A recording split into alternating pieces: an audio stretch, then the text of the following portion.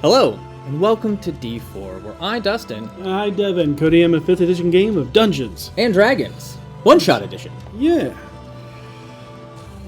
Just a reminder, today is the Brighten of the Day charity stream. This is the second of 3. Yep.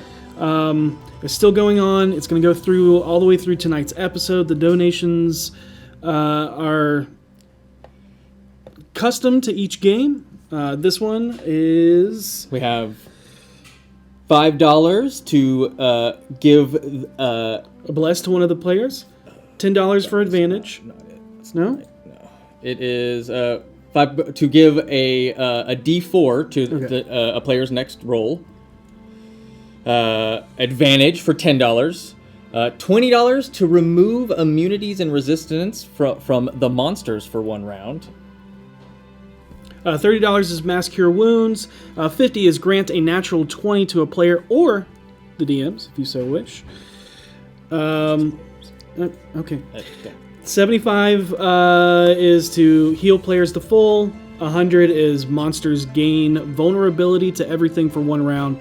The last for $250, players will get a full rest.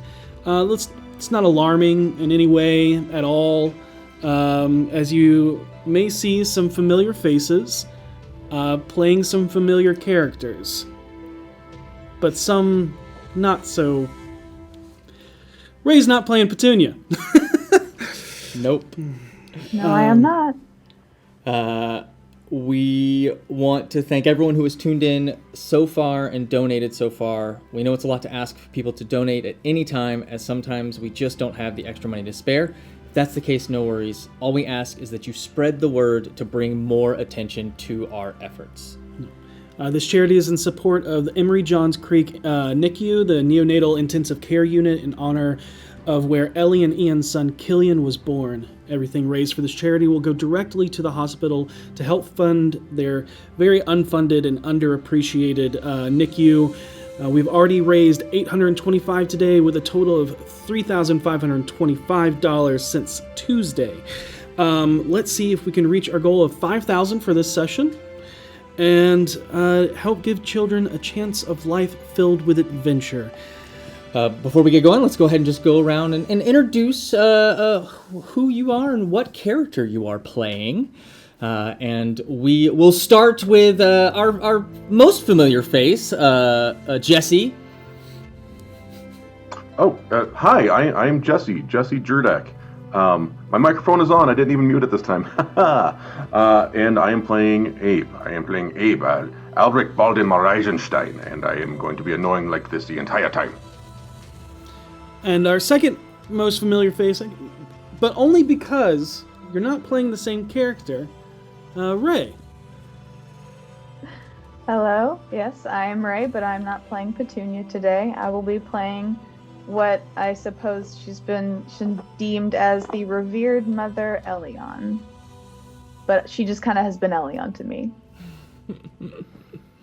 And John. Hey, my name is John, and I will be playing Ezekiel, the Fire Ganassi General of Kinshome. All right. And Melodic. I am Melodic Blue, and I will be playing Lapis, the enthusiastic Earth Genasi researcher. Amazing. But yeah. So we begin our story this afternoon. It's been a 10-day since the BFGs have left Kinshome, where they arrived unexpectedly, dropping off a cursed and tortured water genasi, an ice genasi that you have all come to know as the charming ice hole named Abe. He tends to have grown quite attached, or at least been in the company of one of the council members of Kinshome, Kane. The two of them seem to cause shenanigans together quite regularly, playing off of each other's lustful tendencies, if you will, as you all kind of settle in. It's been It's been a little troubling in the past 10 days as the worm attacks across the barriers have continued. Normally, the worms are at bay. Twice a year, a hunting party is sent out, usually led by Ezekiel or with... That's a good sentence. Yeah, I know, that's good. With occasionally another one, Basalt, who is kind of the third in command, being Ezekiel and then Basalt. This is troubling not only because it means that the people of Kinshome that are supposed to be protected are being attacked, but also because there is a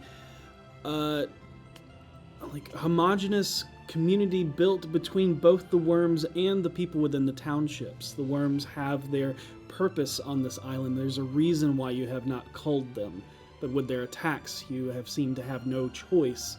And soon, if this continues, it could become disastrous for the environment that is stable here at Kinshome. And it's been about a month and a half since a comet crashed into the center volcano. It did not cause an explosion beyond something minimal. It wasn't catastrophic, but it seemed to be like that is one of the catalysts for the strange occurrences to the worms. Elion was told by the BFGs that there are far realm entities that could be affecting our prime material plane, and to tread lightly and carefully. The morning of this day, Ezekiel, you are on your daily rounds, making sure all is well.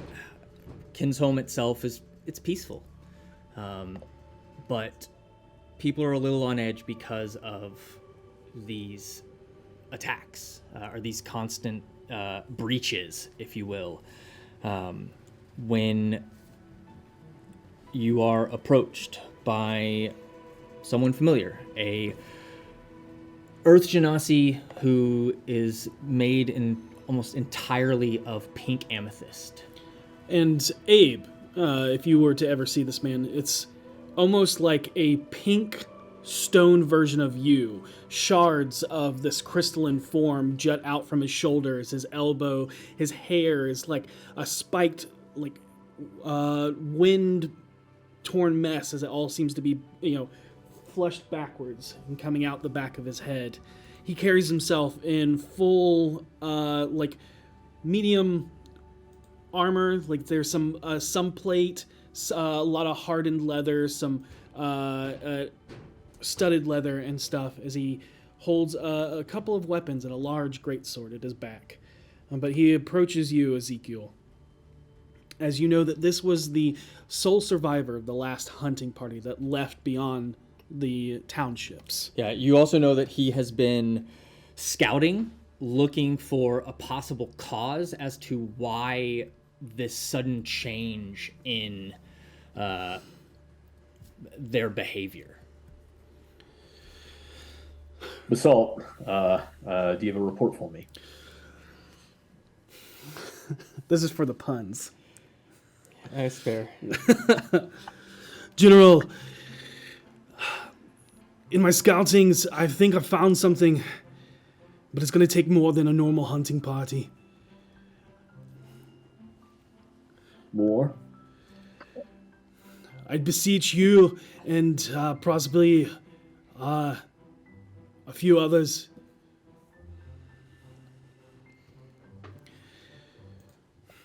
I was the sole survivor of the last hunting party. If we are hunting that what hunted us, we're gonna need more power. Could use like maybe some sort of firearm, like a gun or something to shoot at the worms, like a basalt rifle. God. I'm glad you were the sole survivor, Saul. Truly appreciative. And that just made everything better. I believe we can put a party together. Basalt, as the sole survivor, I trust you will stay here. And I will go talk with the revered mother. And Abe, I think we probably could use your help on this one. I am nothing if not helpful. Well then, let's go see revered Mother Elion then. And walking through the streets, tending to the people, easy enough. You can find Elion. She is currently speaking to... You actually see her over by the school.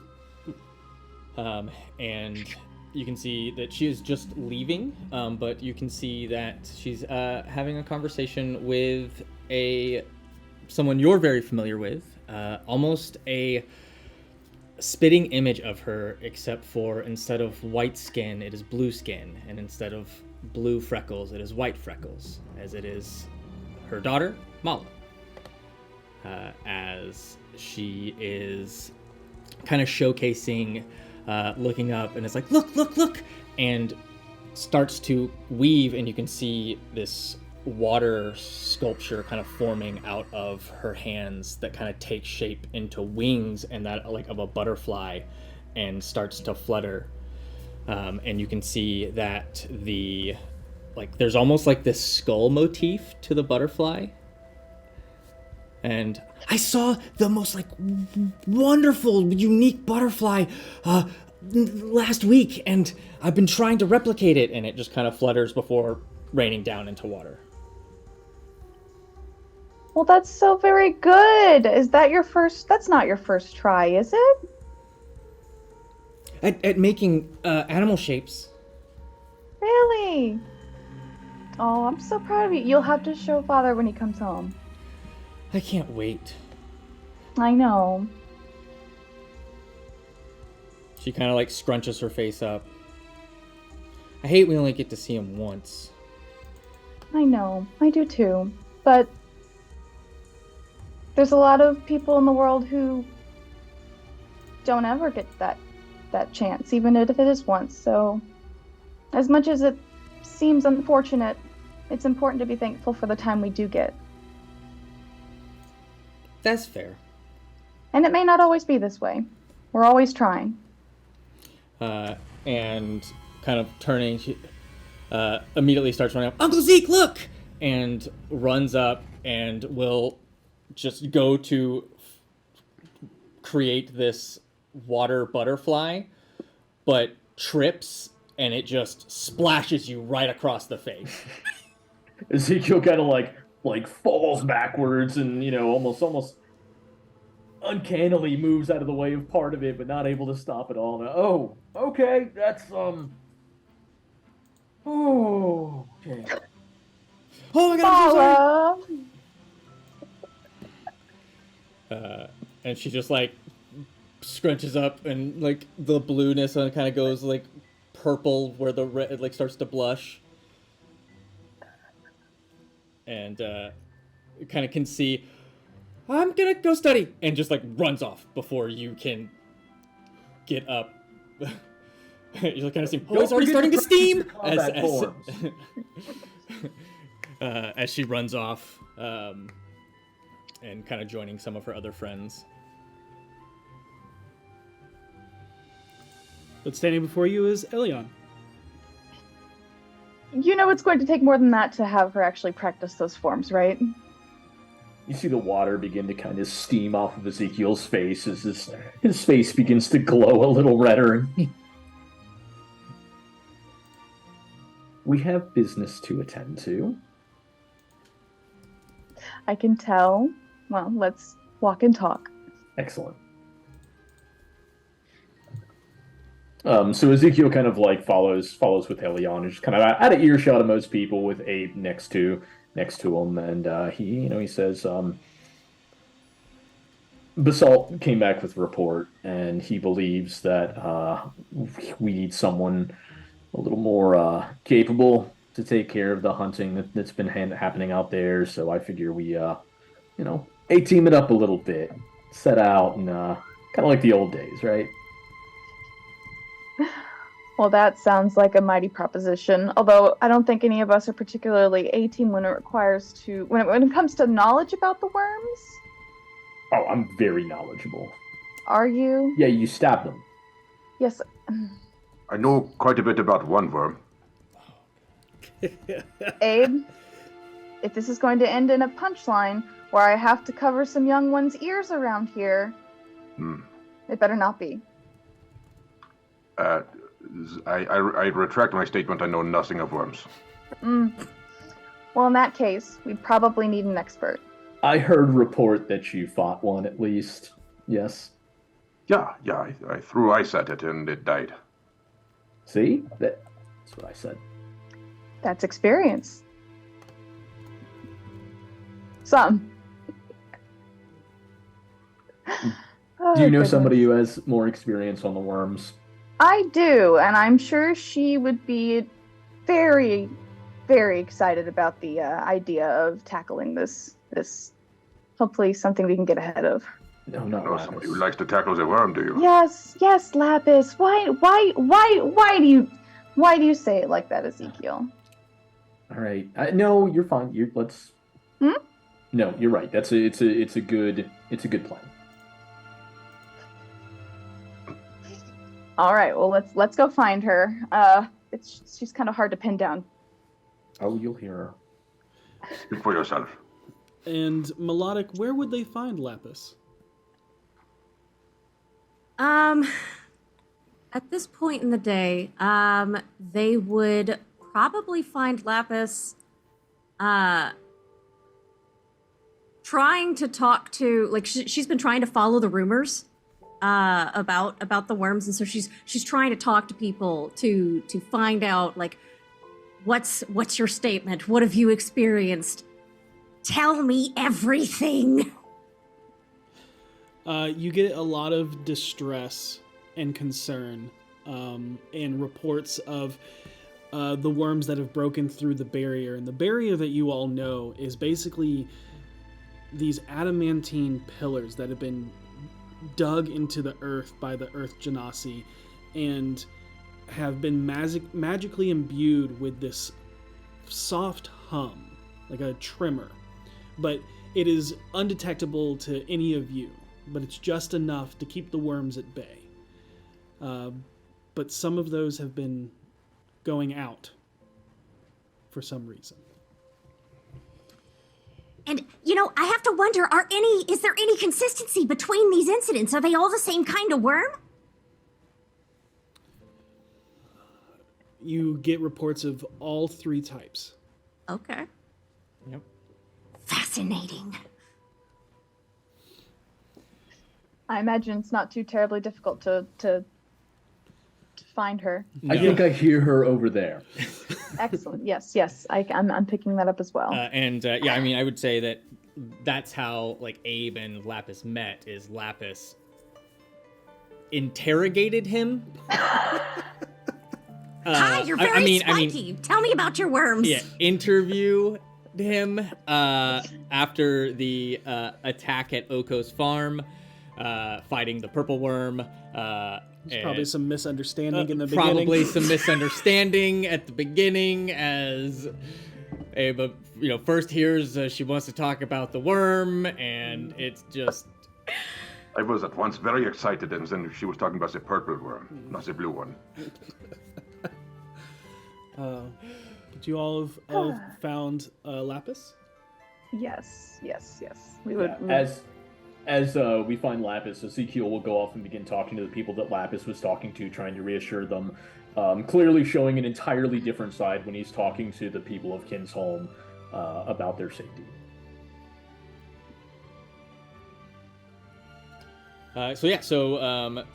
As your last little interview, finishes up, you turn and you can see three individuals approaching you, Lapis: the revered mother, the general, and the new arrival, Abe.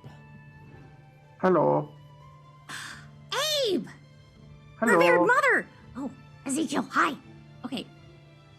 There have been 3 different kinds of worms. All 3 types are attacking. You know, technically there could possibly be the 4th, but we haven't really heard about any disturbances in the air, and we still haven't conclusively proven the existence of airworms. But I digress. What brings you all here today? Coincidentally, just that. We are looking into taking more aggressive action regarding the worms and the stability of the island, and we need an expert to assist us along this endeavor. Please take me with you. Well, your name was the first one to pop up in the conversation from the General's own mouth. Ah, that's wonderful. I am so excited. Because, you know, it is super important. I mean, yes, we need to stop the whole, you know, worms attacking thing, but we also need to make sure that we protect the worms because these worms are so crucial to our environment. We have to keep the balance of the ecosystem. You are absolutely right, Lapis, and that is what we are going to do with that. So let's, like I said before, let's walk and talk. Just like trying to keep everyone moving. Move with the breeze, move with the breeze. It's important to protect the worm. I agree. Yes. Oh my goodness. So what all are you doing? I'm as you try and figure out what to do about this problem. So, is there a way we can inspect the pillars, or kind of start from there? Okay, yeah, of course. Go ahead and give us an investigation check. Yeah, okay. And you can roll at advantage.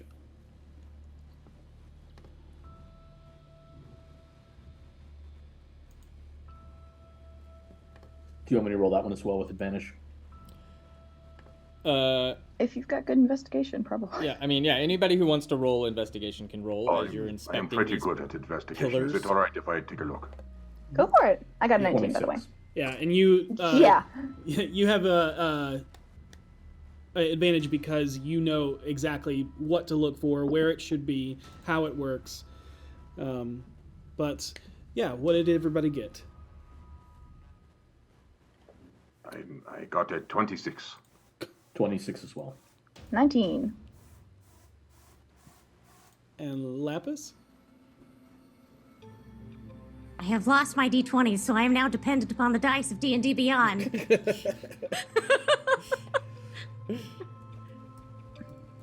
Are they loading or something? Well, There it is. Okay. There you I go. guess I don't need to do the advantage roll because I rolled 20. That's 23. All right. Wow. Yeah, you all are pointed out to the spots that it should be closest to the seaside of this island, which is divided by small mountain ranges into the multitude of elements that can take over any type of terrain, but they seem to be within the same ecosystem, if only a few peaks away from each other. But as you're investigating, you notice that not only is that hum, magical arcane hum, just a little bit fainter, you notice there's 2 pillars completely missing. Like, No debris, no, like, nothing? you do not see any disturbed earth. But So for, like, as if someone were to have, quote-unquote, banished the adamantine. banished or other things that allow people to hide tracks. Yeah. Got it. Okay. Interesting. And how big are these pillars? They're fairly large Yeah, think like an obelisk, but in the ground. in the ground. So I've got my little icy magnifying glass, and I'm looking around Sherlock Holmes style. And I say, giant pillar is not right here. Your perception of the obvious is truly remarkable. Thank you very much. Lapis is crawling around the ground, like eyeing the soil with great focus. This is fascinating. Where could they have gone? Yeah, it looks like they have literally just vanished. Your guess is as good as mine. I guess I'll go to kind of examine the area around the pillars, because that kind of reeks of, magicery. Mm-hmm. You go to investigate one of them. What are you looking for specifically? Any indications that this was something that was spell related, magic related, anything? I don't know, a general arcana check, if that would even be necessary. I'm just trying to think of what to look for at this point. Okay, give me an arcana check. Okay. That'd be a 22. 22. The way that the earth is undisturbed, even around that, you definitely get the sense that there is possibly some form of magical nature behind it. You're not sure exactly what it could pertain to, but I mean, even something large like grabbing it and ripping it, you would have some form of Like a sinkhole. there would be Disturbed. something. Yeah. It's literally as if it, like the indention is still there of where it was, but the thing itself is gone. Interesting. Is the logical conclusion that the hum is more quiet? Is it because the pillars are missing? Or is the hum magically quieter for another reason? It's about this time you hear some footsteps walking up behind you, and you hear, "What do you mean they're missing?" They're not here. Well, that would be suffice to say why it is more quiet. Sorry, General. You told me to stay, but I saw you leaving, and I wanted to make sure that you knew exactly where to go. Tell me, where was the last attack at? We chased it up into the mountain. Deep within. Changed voices. That's okay. Yeah. And But- to be clear, by it, you mean one of the One worms? of the worms, yeah. Yep. And was this the location you would come to tell us we probably should go and look? Follow me. I'll show you. It's a big, nasty, purple worm. Well, it seems like we've had our fair share of those. One of the purple worms. You fought a purple worm, correct, Abe? Yeah, I wrestled that purple worm. All right. Well, Basalt, lead the way. Okay. And he will take you north, heading towards the volcano that is in the center of this island. And Kinshome itself is centralized around a massive volcano, but for some strange reason, it's almost evenly sectioned by various elements. If you were to just bird's eye view it, it would literally be almost pie charted to where it would go from, desert to frost to jungle to marshland, so on and so forth, even to lava-filled volcanic area, and You make your way up the mountain further and further into past where the airy homes of the Air Genasi find themselves most often. As you can see, look out over a large portion of the island. You notice that Basalt, anytime there's difficult terrain or anything like that, he's able to meld the ground in order to smooth it out, to shape it in a way that causes no difficulty for any that are not used to this type of terrain. And eventually you come to a large hole.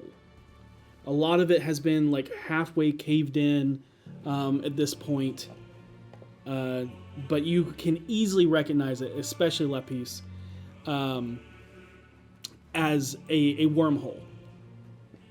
In its size, the way that it is like organically like ridged and smooth, and not like a cave.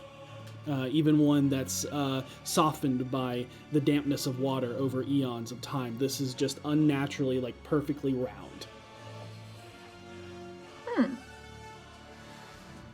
How does the size of that compare to most of records that we've made of the worms and their wormholes? It is slightly bigger, but about average. Like, not so much so that you're like, oh my god, this is far larger than anything. It pairs up with what you have studied, and you know very well. Okay, this is most likely, in looking at the like the way that it's ground, and that it's not like charred or melted or crystallized or even frost over or frosty, but it's probably a purple worm did this. Yeah, and it's probably about the size that you would definitely hunt, because once they reach this size or bigger, they become a big threat, and you're worried that the adamantine pillars may not be enough to hold them at bay. And you enter, and besides Ezekiel, who emits a soft, warm glow naturally about him, all light eventually fades away if you follow Basalt further and further down this large cylindrical tunnel. How far have you gone down here, Basalt, or is this your first time down here as well? It's not too much further. It's where we encountered the beast. And he'll continue to lead your group further and further into where it eventually opens up into a massive cavern. I will say... Yeah, I'll say on the way there's some strange things. You can see where the impact of the comet has landed in the side of this mountain. It was just a little bit, not a little bit, but a lot of bit further up the mountain where you entered, and you can see where the earth has been caved in. But you start to notice strange things as you're slowly going through these tunnels. First, I want to say, if no one has dark vision, it is extremely hard to see in this area. I don't believe I do. Okay. Oh no, I do. I'm totally wrong. I'm a liar. I'm a liar. I got dark vision, which probably makes me even more uncomfortable. Yep. So, some of the things that you notice, those that have dark vision or butt up real close to the soft glow of Ezekiel, you see glass. You see oozing textures, but not like the soft moistness of rock from where an ice worm leaves behind, that it slowly erodes over time as they create the ice melt that supplies the lakes and rivers. No, there's this foul, unworldly odor to this smell. You move a little bit closer and you start to see strange organic metal, kind of just broken, buried, destroyed, collapsed into small parts of this. And it's not like you're looking at something that's been collapsed on top of. It looks like remnants of something that's been sheared and shredded off as it collided with this mountain. Well, smells that.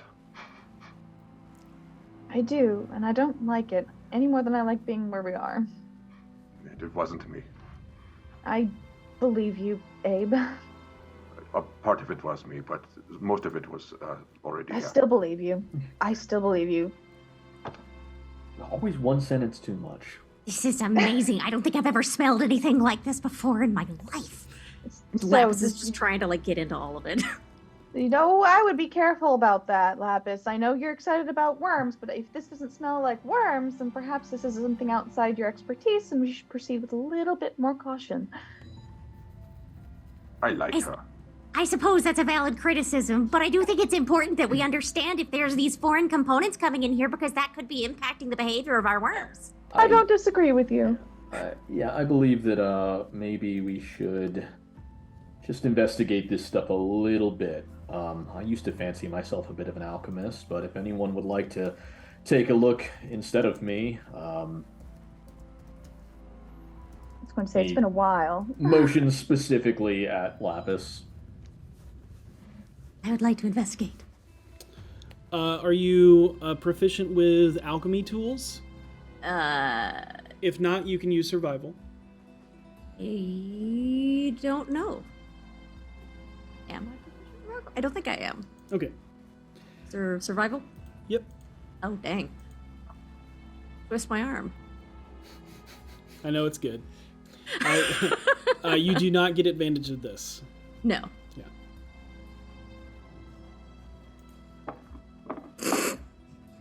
I have no idea what this is. Excellent. We'll move forward then. Amazing. As you touch this stuff or go to collect it, it slips. And you feel like this viscous, gross liquid. Wasn't me. And it's just, as you touch it, it's going to do... Damage, apparently. 11 points of psychic damage. Ow! And it's not like this was an attack. It's like this secreted fluid seeps into your skin, and you feel your mind just kind of buzz and tingle as almost to like nullify it or enhance it. It's hard to tell. How many was that again? 11. Okay, that's what I thought. Lapis, are you okay with what is going on? I don't like how it feels in my brain. That's concerning. Maybe we shouldn't touch it. Maybe we should lick it. Absolutely. Abe. Absolutely not. No, I like the brain thing. All right. Elion, looks to Ezekiel with this look they've probably shared so many times over. Just... Oh. You notice that Basalt is nowhere around you anymore as he continued forward. Unknown that you guys were going to stop and investigate. And what is everybody's passive perceptions? That's a good question. 24. Understandably not great. 14. There it is. 15. 15. Abe, what was yours? 15. 15. And then Ezekiel's, 24. yeah. Ezekiel, noticing that you have been left behind by your guide, you also hear the shifting of rock. Oh no. And it feels, you can almost feel it as there's a soft shudder to the ground around you. And you know something very large is up in the void cavern, like the massive opening that fades into darkness up ahead. Oh. Ezekiel kind of gives a look up and looks around at everybody, and there's something large up there. Lovely. Okay. Let's quietly see if we can find basalt. Mm-hmm. Yeah, Let's do that. I wait for everybody to look away, and then I take a little taste of the goo. Okay, cool. Got it. Son of a... Do I need to roll a perception on that? I'm sure I don't notice. She's so aloof. You take 16 points of psychic damage. Oh yeah, that's the stuff. All right, good. Yep. Good. Oh, What are you all doing?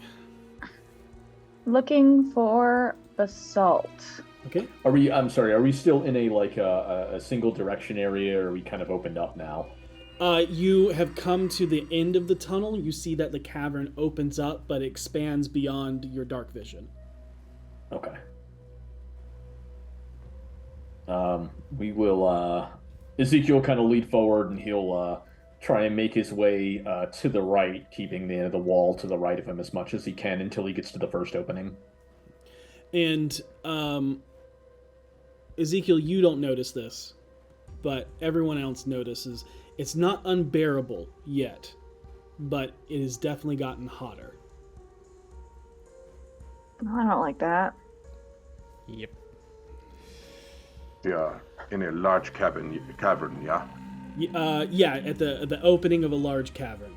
Unless you guys have any form of like creating more light or doing anything so others can see, you're basically in pitch darkness. Yeah, I do. I do have that. I'm afraid to do that though. It's that moment where you get the match and the thing's right behind you. I'm not doing that. I'm not doing that. You're not doing that? Okay. Not right now. Ezekiel, you said there is something up in the rafters. That's, I believe that I heard something large above. If I had to guess, probably one of the worms. Oh, they cling to ceilings. Just might be in the ground above us as well. I can't be 100% sure that it was just on the ceiling, perhaps just above us. I hate it down here. Looking through my spell list. Lapis is going to think for a moment and try to remember whether or not the worms are particularly reactive to light. That's a good question. Go ahead and roll that survival with advantage to remember this information.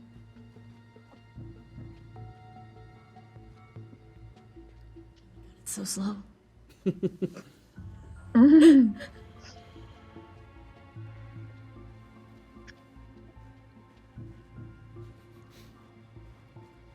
Oh. That was with advantage? No. As the first one. You know you can right click and say advantage, just so you know. No, I didn't know that. Okay. Got it. I see your roll is a 21. Yes, much better. You know that they have tremor sense. Like they can feel movement on the ground, but they're Right. not. They don't have eyes. Yep.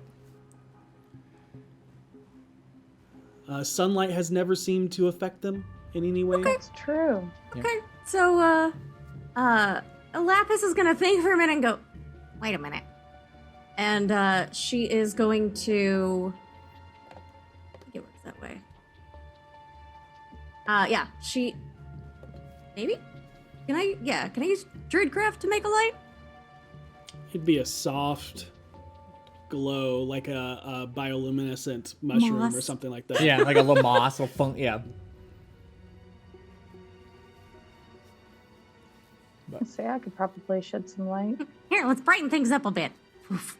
What? Oh. Is that, like, okay? It's not that They bad. don't have eyes. It's like a glow stick. Right. They don't have eyes. They don't have Those eyes. are important. I'd be a little more concerned about the vibrations. Right. I see. I would like to try to, since we've been sticking around the wall, can I make a kind of stealth check to get to the middle and see about maybe get a better idea on how large this might be? Okay, yeah, of course. Give us a stealth check. I'm glad you're doing that before I cast another light spell. 26. Okay, cool.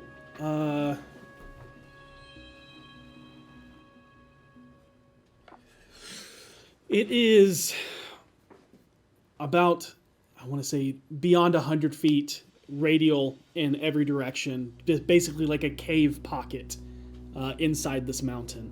Yeah. Um.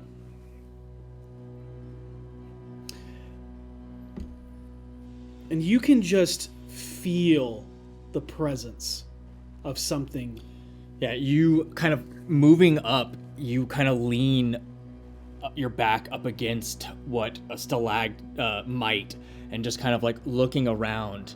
And it's at that moment that you feel the wall behind you move. No. And it is like this slime covered wall as it slowly brushes up against your form. And you can hear just this gurgling sound as there's also the sounds of like whips kind of thrusting and like writhing in the air around, almost like smelling the air, almost like a snake's tongue would, but there are multitude and they are massive.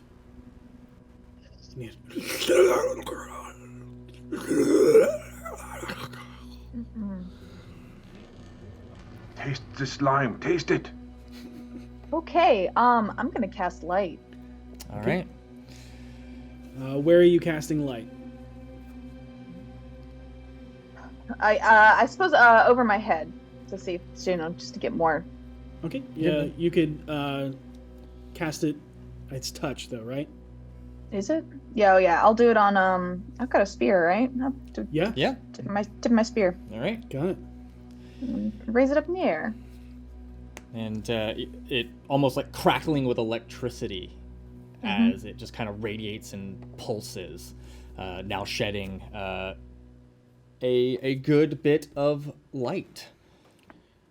And Like a little as bug it zapper. fills out the room, what your dark vision sees at the edge of the light, and what some can see just cutting into the light, are those barbed, pale, purple tendrils, wreathing and writhing, just sniffing the air, trying to search for something. But you see a worm of immense size.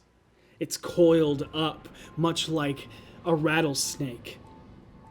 Its length is longer than what you are used to seeing a purple worm. Its girth is thinner, more agile. But what truly disturbs you is you watch the front of its head quadrisect into 4 different, like, pedaling organic flowers. Just drip and ooze, salivating out from in between these. It stretches the sinew between, and you can see this lamprey mouth of these tendrils pouring out of it.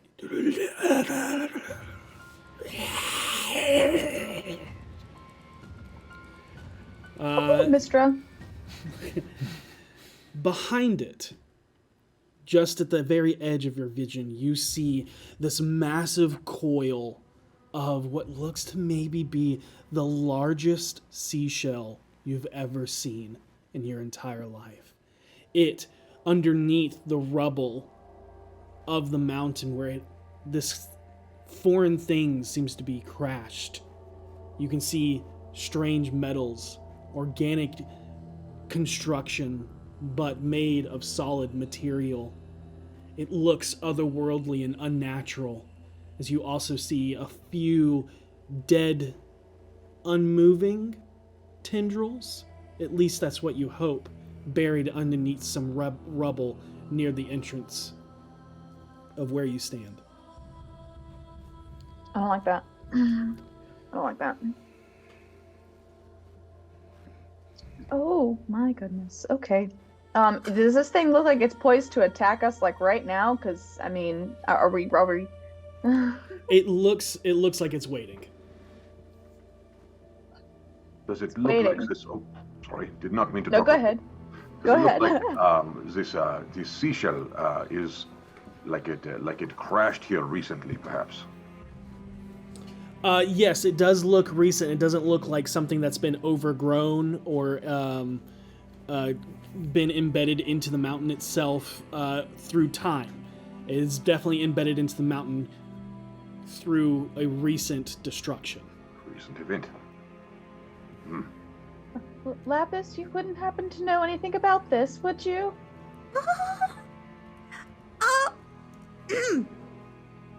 Let me think real hard about that. But it's so amazing.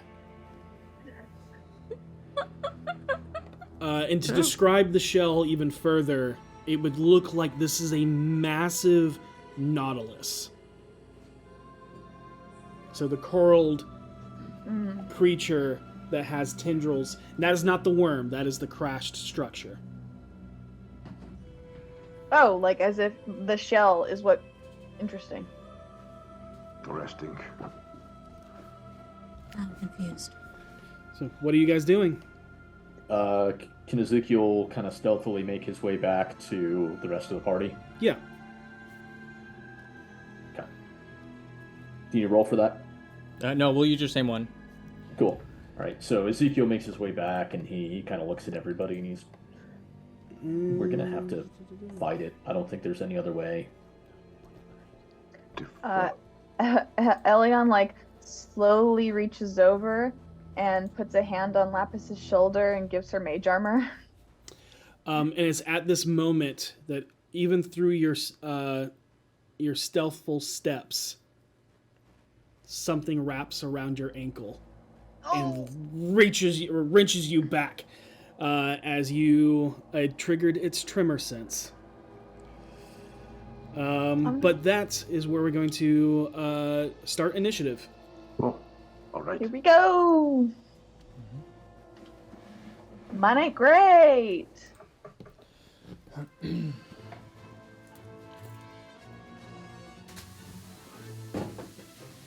Oh, we got a map.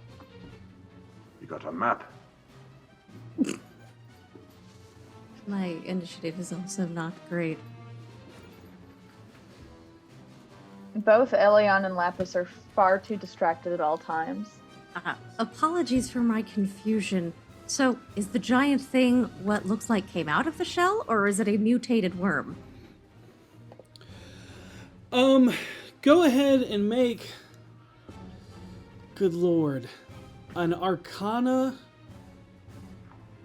Yeah, an Arcana check. It's the only thing that works. Okie dokie.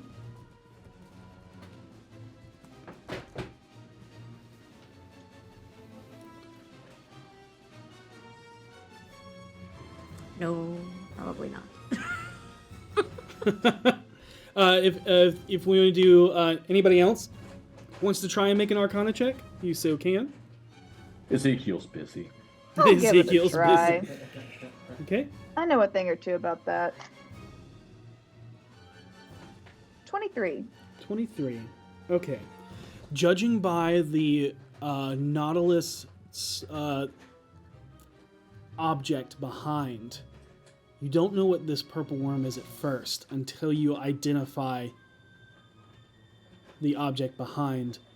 And you think back to the BFGs and their warnings of those, the things that come from beyond the stars, the far realm. And you think back to when you were on a bier where the far realm touched just a little bit ever so closer. And you've heard of things called mind flayers or illithids.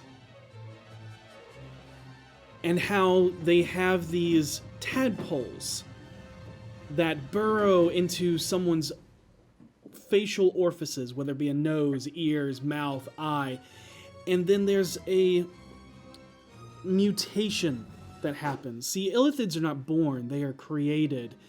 A true illithid is the tadpole from which a humanoid is changed into. However, if this tadpole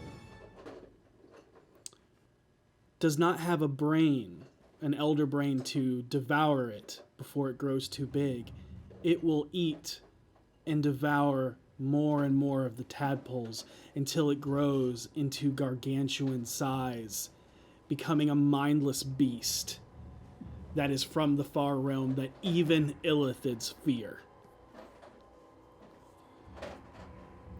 So that is what you are looking at, and as it is called a neothalid.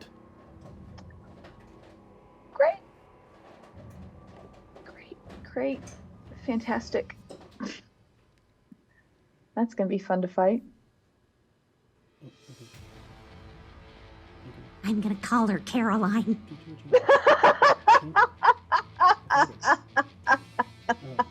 Sure.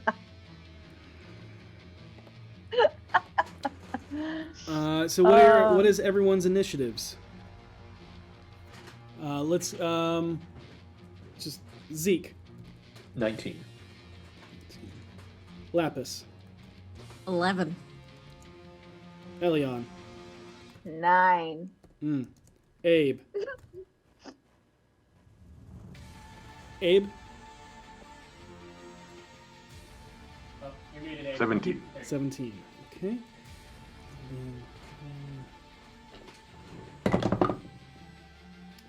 Woo! Yep. Okay, it has -2.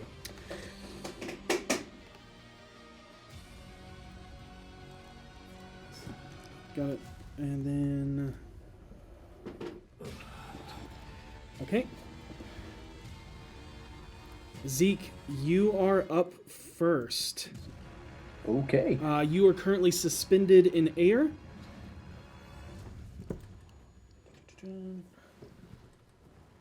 As you are wrapped up in its tendrils.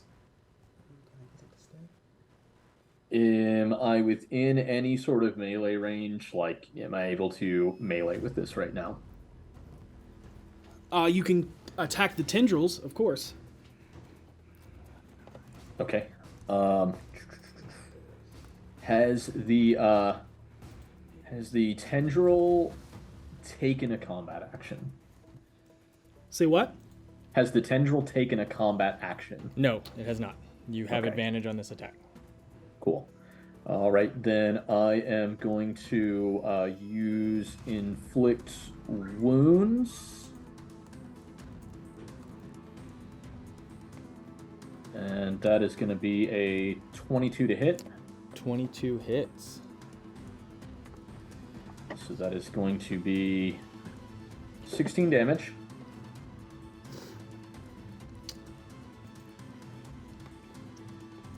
Said 16. 16. Oh, also I have assassinate, so that's a critical, right? It does not. It is not. They're not considered surprised. Gotcha. So Okay. your assassinate ability does not go off. Gotcha. Darn. Yep. No pause for the tagline. Darn. Okay. It would have gone off if you didn't walk back. Yeah, that sounds about right. Yeah. Okay, then I will use War Priest, and I will attack with Guiding Wounds. Or, I'm sorry, Guiding Bolt, excuse me. So you already casted inflict wounds. So Gotcha. Guiding Bolt is a ranged attack, and you can't cast 2 spells Ranged of attack. higher than first level. Makes sense. But what you can with your War Priest, I believe, as a bonus action, but I think that's only when you take the attack action. Okay, so that did not count as an attack then. It was casting a spell. It's not the attack action. That would be actually attacking with your daggers. Got it. Yep. Okay. But how you can do your inflict wounds damage? Okay, my inflict wounds damage was 16. 16. Got it. Yep. You kind of put your hand kind of wrapping onto this tendril that's wrapped around you. And as you do, you sear this almost like necrotic black fire into it as it just rears back. It drops. Where are you? Creature, where are you? There you are. Yep. And with that, it will drop you. Okay. You take 1 point of falling damage. Got it. And then, can I use sneak attack? You cannot on a spell. Cool. Yep. But if you want to move now that you're not grappled, you can. All right, then I will use this opportunity to go ahead and move to actually confront it. I'll get close enough to start attacking at the body. All right. And that'll move you right there. All right. And you are literally right up next to it. And that brings us to Abe. You are muted, Abe.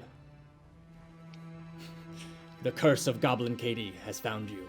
It has found me. How tall is the cabin? Very tall. Very tall. All right, I would like to, in that case, seeing what is going on here, seeing how horrible this is, I see there are some sort of tendril on the ground.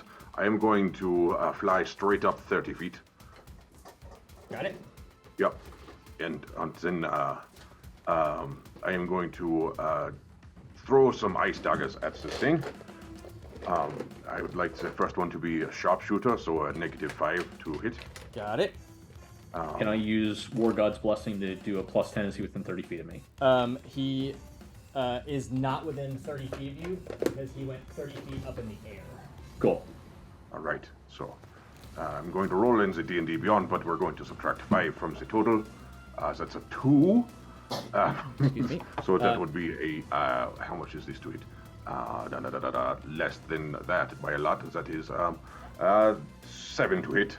7, just, you throw it and it just goes wide. I'm going to use the Soul Knife ability, Homing Blades. Yep. And roll a d10 to add to my attack roll, which would add another 7, so that would make it a 14 to hit.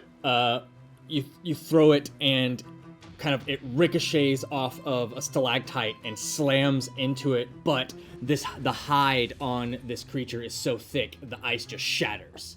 Oh, mein Eis. Scheisse. All right, I'm going to throw another dagger with my bonus action. Same kind of situation with the sharpshooter. All right. All right, bonus action throwing the thingy. -5, so that is a 22 to hit. 22, that hits. All right, so that is a d4 plus 5 plus 10, so d4 plus 15. So that is for the dagger itself.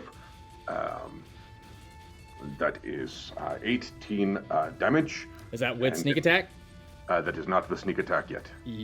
Roll sneak attack because you have Ezekiel right within 5 feet of it. So ally within 5 feet. Doing the Lord's work there, Ezekiel. Thank you very much. There's my sneak attack. There it is. You know what? I'm just going to roll 7d6. 1, 2, 3, 4, 5, 6, 7. Roll. So 18 plus 21. So that would be 39 points of cold damage. How much? 39 total. Because of the sharpshooter. Okay, hold on. Go ahead and roll a d6. A d6. All right. Yep. 3. Is it ice damage or force damage? It's It's cold. It's cold We damage. homebrewed it to be cold damage. Yep. It's cold. What did you roll? 3 on the d6. All right. Okay. You want to describe it? Yeah. So as this ice hits this creature, you see it just embeds deep as frost begins to build across its hide, stretching further, almost like just spreading quickly over this slime that it is. And you can watch just as it exhales, there's a frost to its breath as it shudders, and it is currently stunned. Oh, wow. As you did lingering damage. You surpassed 50. As thanks to donations, this creature is vulnerable to all damage for 1 round. Oh no. As we had a $100 donation. Yep. Sorry, ice hole. It is now its turn. It's stunned. It's stunned. It's frozen in place. Until the end of its turn. Yep. So that brings us to Lapis. Thanks, donators. Thanks. It is no longer stunned because it's the end of its turn, so you negated 1 turn. However, it still has vulnerability. You just don't have advantage to this attack. Or whatever you're doing. Or whatever, yeah. Okay. Is it possible for Lapis to move within 30 feet of it? Let's see. What's your speed? 30? 30? 30? Ooh, I don't know if you'll be within. You are just within 30 feet. Sweet. Then Lapis is gonna scooch forward. I'm sorry, Caroline. And she is going to she's gonna cast Blight. Okay. And she's gonna cast it at 6th level. Ooh, nice. Oops. I didn't mean to roll that. Ignore that.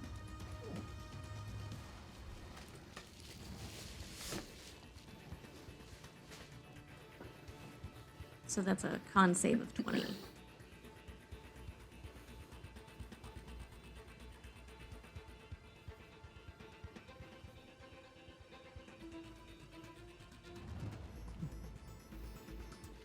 Oh, con save on me. Sorry, I thought you were rolling my brain. I was like, do. What'd you roll? Oh, yeah, I gotta make a con save. As con save is a 19. That'll be a 20. Ooh, it fails then. Yep. You have a con save, a spell save of 20? Oof. Nice. So what happens as it fails?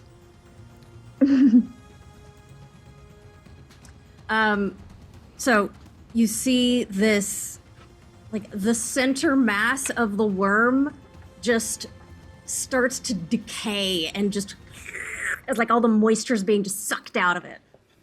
Getting all crunchy. Ugh. An earthworm in the sun after the rain. And I need a. I'm gonna need a D6 roll. What type of damage? Necrotic. Okay, got that. From me? Yep, from you. Roll me a D6. Okay. Oh wait, I have those. Ha. That's much faster. 3. Okay. Okay, got it. You see the necrosis spread, and it looks like its wounds would not be able to be healed. It's not very super beneficial in your current state, but that is the effect it has. Yep. Yeah, and that was 39 damage, right? Yep. Yep. Anything else you're gonna do? You moved. You have a bonus action.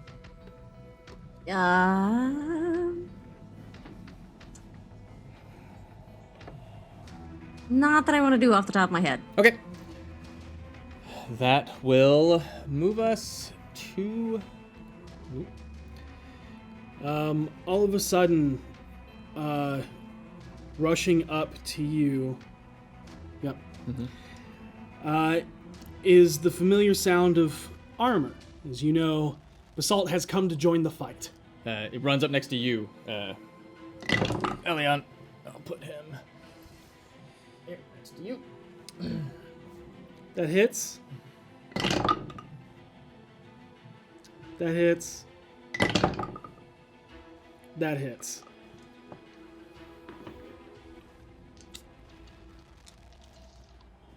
Okay.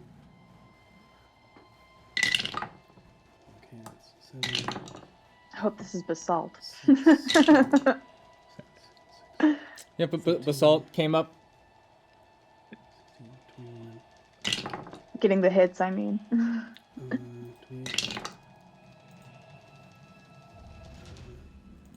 34. 41.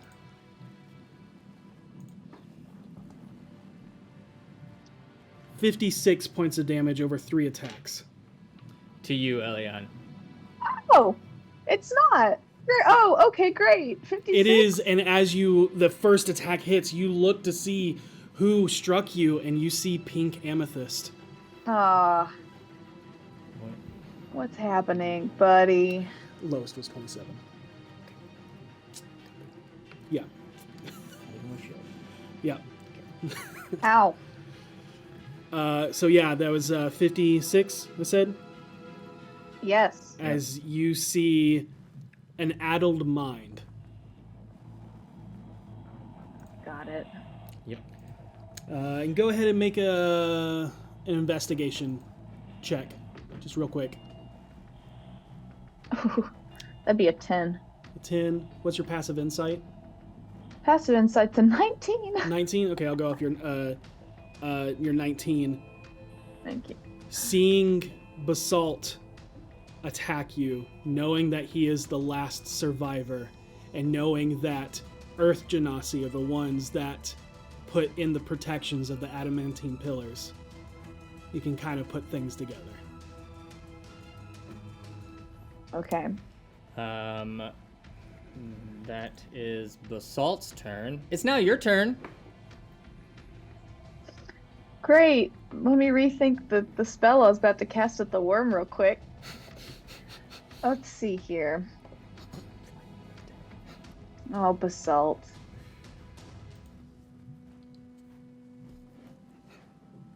Complicate things.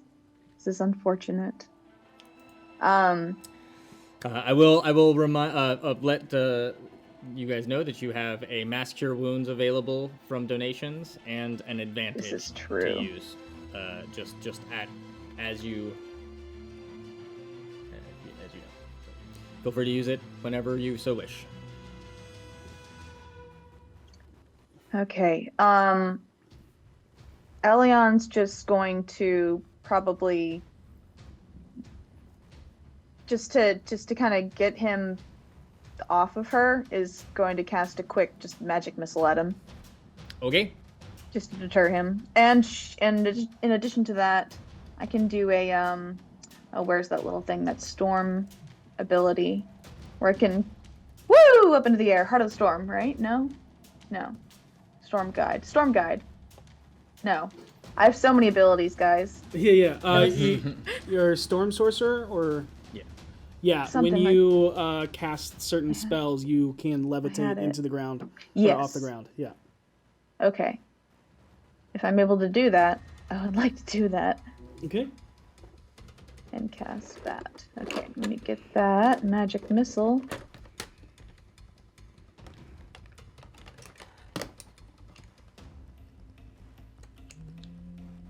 All right, and that'd be 4. Yep, and you go. And then you move 10 feet up into the air without provoking attack of opportunity. I do. How much damage was the magic missile? 4. 4 damage. That's Really? plus 3, or because Plus it's or I got a it's 3 plus 3d4 plus 3. 3d4 plus 3. Yep. Okay. Well, no, I rolled a. Well, it says here a 4, so 3 plus 1. I think I rolled a 1. But you have 3 of them. Yeah, you have 3 I'm missiles. confused. You have 3 missiles. This is what I get for never playing a sorcerer. It's okay. So 4, and then roll another. The d4 again. Where'd it go? Where'd it go? There it is. So 4 and 5 and come on, one more. Uh-oh. Lapis's dice conquered mine. 3. Okay, so 3, 4, 3, 10. 10 damage. Yes. Got it. As it's just kind of Just a handful of quick, like, lightning bolts. Yep, quick little balls of lightning shoot out from you, and you go up into the air 10 feet to get out of his immediate reach. And she will project out to the rest of them. Basalt has been compromised. All right. You all hear Elion's voice echo out of this chamber. Next is... You feel it, yeah. Mm-hmm. That's the next. Okay. Yep. The last one. Yep. It would be Near them. Lapis. She was the last one to move. Basalt was. But Okay. yep. Lapis, bursting Yeah? out of the ground under you. Uh-oh. Oh no. It gets real cold real fast. Oh no. As bursting up from the earth is this massive frost worm. You instantly recognize it. Its hide just causes frost to radiate out around the area as it breathes this freezing temperature breath. And We'll start with that and then do that. And that is a 23 to hit. Yeah, that hits. All right. You wanted to get up close and personal with him? There you go. I don't think that's what you meant. So, yeah, it's one of each. this is better first. Continue. You'll take 17 piercing damage.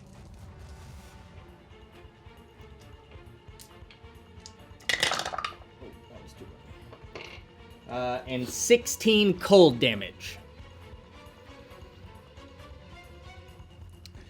And then after that, it just... Are you currently... Nope. Oh, and I need a dex save from you. Yep, that first.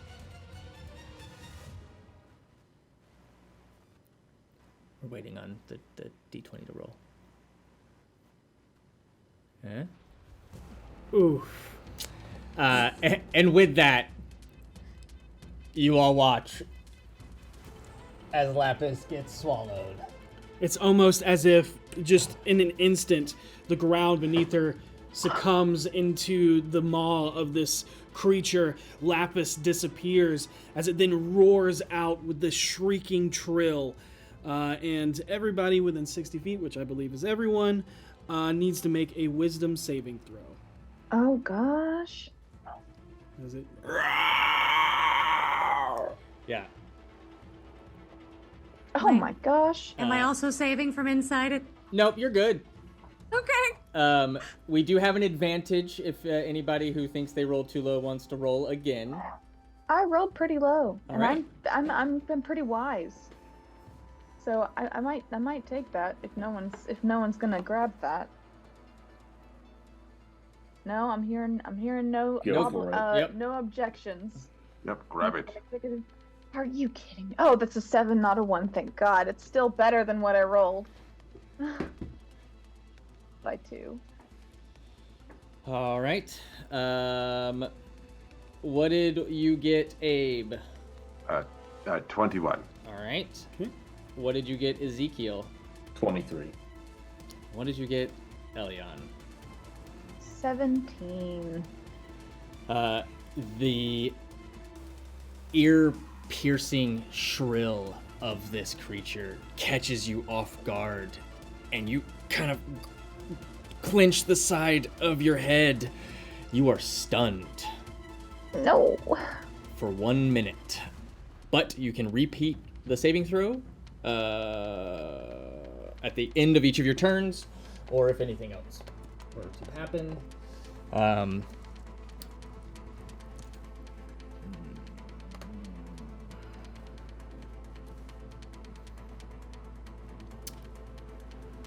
Yep, and you drop. But because you drop, and it's 10 feet, you take 4 points of falling damage. However, you can Re-roll the that saving throw because you just took damage. You said that for how much damage? 4 damage and re-roll the wisdom saving throw. That's funny.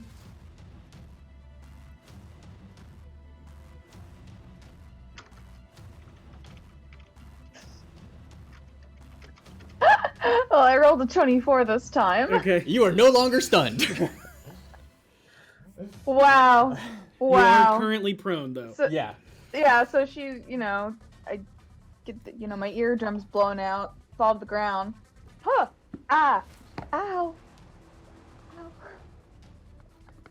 Should have done feather fall. Should have done feather fall. Okay. The end of its turn. Do all of them? Yeah. Okay. What's next? Next is this one. Another rumbling of the earth happens. Oh my gosh, the thing that just went kaboom. That? Oh, Uh-huh. got it. Yep, and the thing that just, fell to the ground. Nice. Oh. Elliot. Oh, I hate it. Yeah? The ground beneath you begins to get hotter and hotter. As Oh, almost no. like you're getting a hot stone massage against your bare back, coming to from the shrill as your head, staves away the noise, and then all of a sudden the ground bursts up from beneath you. Yep.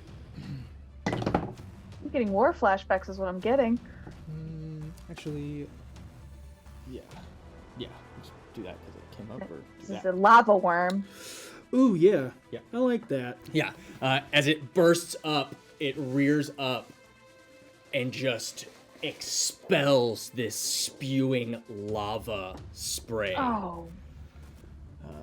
It will hit Abe. Basalt, Elion, and the Frostworm. Yep. That it will. That's bad. Oh. Oh no. I need dexterity saving throws from Oh my god. y'all. Oh, man. I'm prone, so You are prone, so I believe that's disadvantage on dex saves.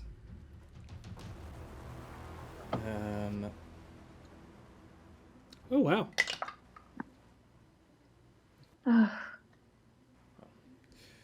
oh goodness gracious. Will you double check that roll for me? Yeah. Dev is just gonna double check just to make sure if that's the case or not, because I know prone is no, just on attack rolls. So Good. You're good. So that first roll was good. Yep, that first roll was good. Oh, thank God. You will take half damage. Frostworm fails. Basalt, I believe, fails. Yep. Basalt and the Frostworm fail. All right. That frostworm is not going to have a good day. No, it's not.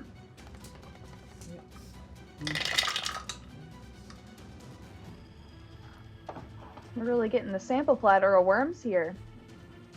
Except they're all full servings instead of samples. Yep. Exactly that. Okay. Abe, what'd you get on your deck save? 26. You take no damage because rogue. Elion, you what'd you get? I got a 21. 21. You pass. You will take half damage, so you'll take 16 fire damage. Oh my god. I think we could. Basalt Failed. will take 33. Ooh. And then Frostworm will take 66 times 2. Because it's vulnerable. Yep. That is going to be a d6. That's not the right thing. This is bad. Okay. And 130. Oh god! In one fell swoop, there went half of its hit points. and it is currently stunned. Well, yeah. It's not good. All right, that's that. As you watch across its like chitinous, icy body, just boils and blisters just cover this entire worm as it screeches out in pain. And then Meanwhile, inside, Lapis is like, it's getting warm in here. This isn't good. Cool. yeah, Ezekiel. Last but not least, the trifecta.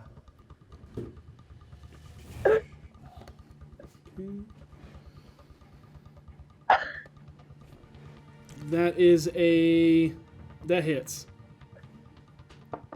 Just gonna.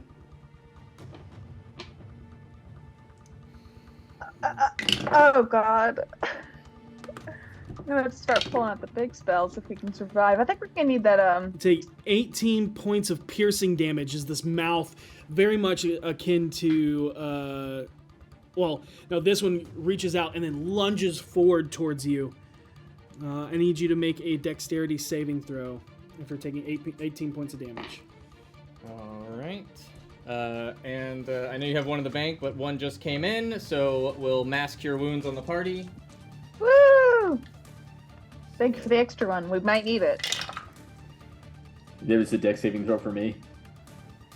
Dex, not death. Dex. Dex. Yeah, Dex. Sorry. Everybody heals 18. God, 15. 15. Take a deafen, not a death. And he's gone. Yep. And Ezekiel gets a swallow. Oh my god. Okay. Where are these? This is important. Okay. Next, I believe it is Zeke's turn. Yeah, Zeke, it is your turn. How does backstab work inside of a worm? I'm It kidding. I mean, it can if you have the ability. you to- don't. Yeah. No, I to don't. get I'm advantage sorry. by yourself. But you're blinded and restrained right now. which would negate it. Yep. Just start Drax. Just Okay.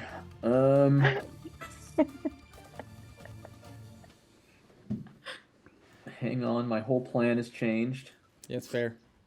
that's the theme. This game. Plan what Abe, plan? you're up next.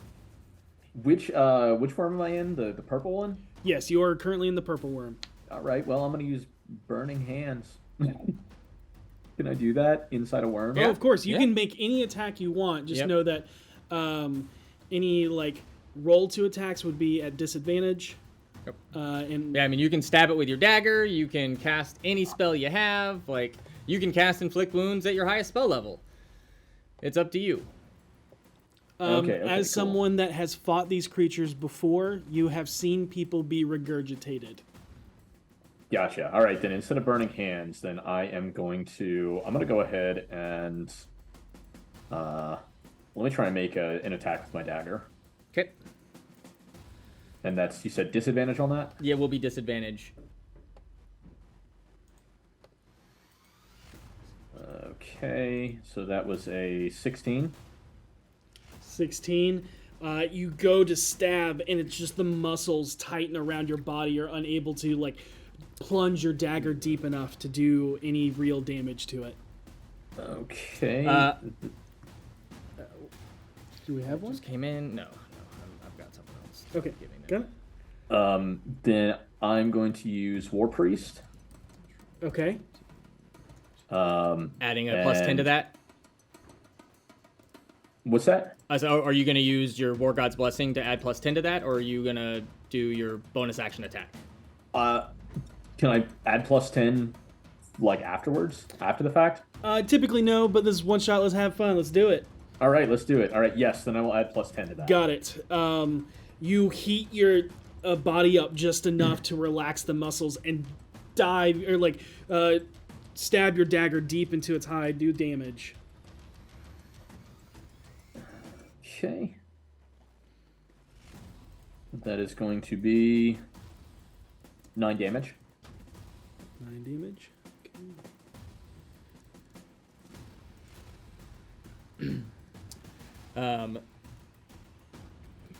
Okay. Is that the end of your turn?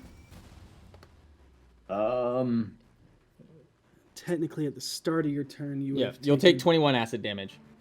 21 acid damage? Yep, just from being in its stomach. Got it. Yeah, I don't think there's anything else that I can do. Okay. Got it. Oh, Abe. I've got a bonus action? Yeah, you have a bonus action that you can yeah, attack. let me do spiritual weapon. Absolutely. What does your spiritual weapon look like? It's almost like blades of fire materialize, almost like a holy, like a radiant fire. Sounds good. There should be a flaming sword in there. Yeah.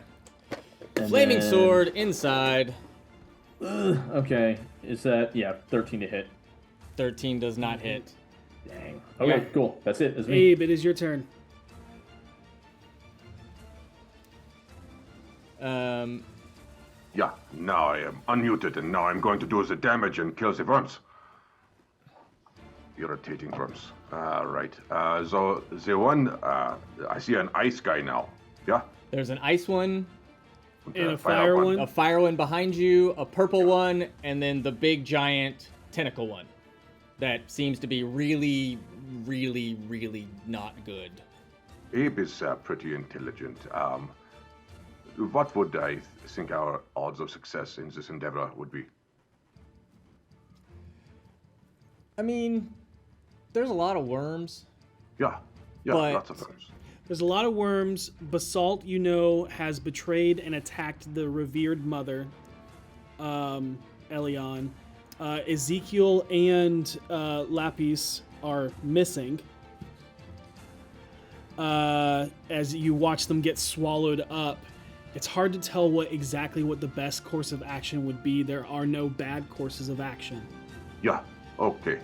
I am very worried about Elion because it is my primary mission to reunite Elion with her husband. And I yell at her, I say, Elion, you have to go. It's bad here. And I say, Lapis, go for the pooper. I know about the situation. Ezekiel, go for the pooper. And I am going to throw at the original one that has followed Ezekiel the ice dagger. The purple worm or the tentacle one? Oh, there's two different purple ones. Yeah, so there's the purple worm that you fought, Yeah. similar to one, and then the original one that you already threw at, if you wanted to do that one. Which one has followed Ezekiel? That's the purple worm, the new arrival. The newer purple one. All right. Well, that's got an Ezekiel inside of it. So, I'm going to that one. I'm going to sharpshooter attack that one with the man inside of it. Okay. So negative 5 to this attack roll. So that would be a 13 to hit. I'm assuming does not hit. Does not hit. So I'm going to use the homing daggers. Yep. And add an additional 6 to that. So that would make it 19? 18 to hit. Yeah, 19 to hit. 19 hits. All right, 19. So I'm going to do the sneak attack damage and the regular damage plus 10. Regular damage is 19 damage Now we're going to add sneak attack to that. I'm trying to keep it prompt. Roll 7. All right, fine. It's supposed to do that automatically, but it did not. 76. So, in addition to the 19 points of damage, we have 23 points of damage, so 42 total. What was the second part of that? The 19, and then what was the sneak attack? 23. So that is for the first attack. Got it. Once again, you throw your ice daggers, breaking them off of your body, and then just pulling them back to you as they, the purple worm, like deftly moves out of the way. Not even like trying to, just kind of its undulating movement. You miscalculate, but then stab it on the backside. It shriels in pain. Roll a d6. All right, rolling the d6. That's a 6.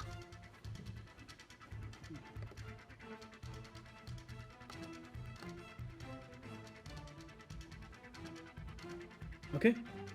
You watch again as your ice daggers cause this thing to fully crust over and even solidify in ice this time, as it is slowed. So it will only be able to make one melee attack on its turn instead of 2. Right. All right, that's Abe. Can I take a bonus action? Would that be all right, DM? Yeah, absolutely. You still have your bonus action.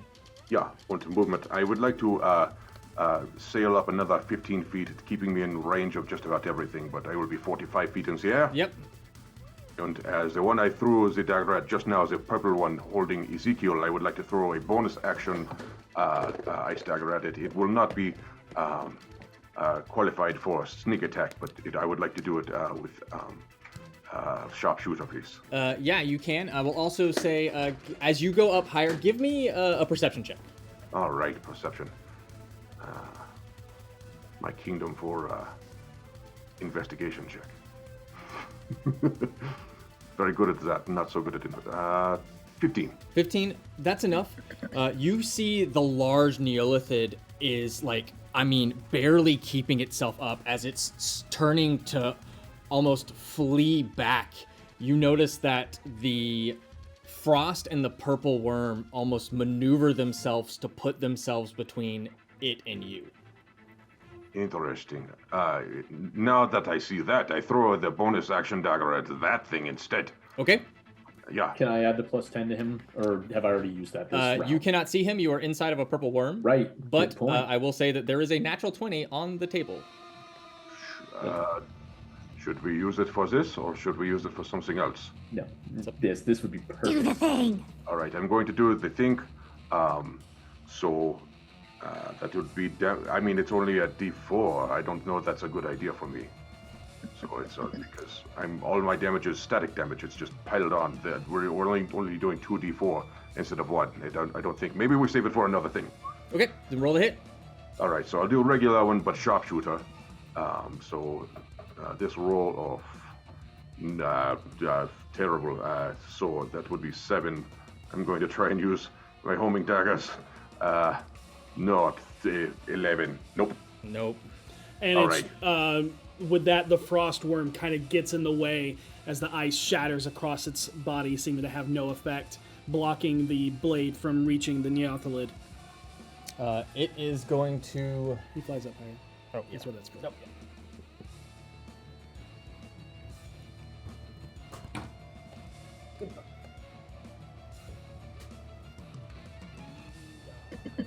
Sorry about all the verticality, DMs. No, it's all good. All good. Several of us have a y-axis. And it is going to slither back. Going. Yeah, it'll work. I have a.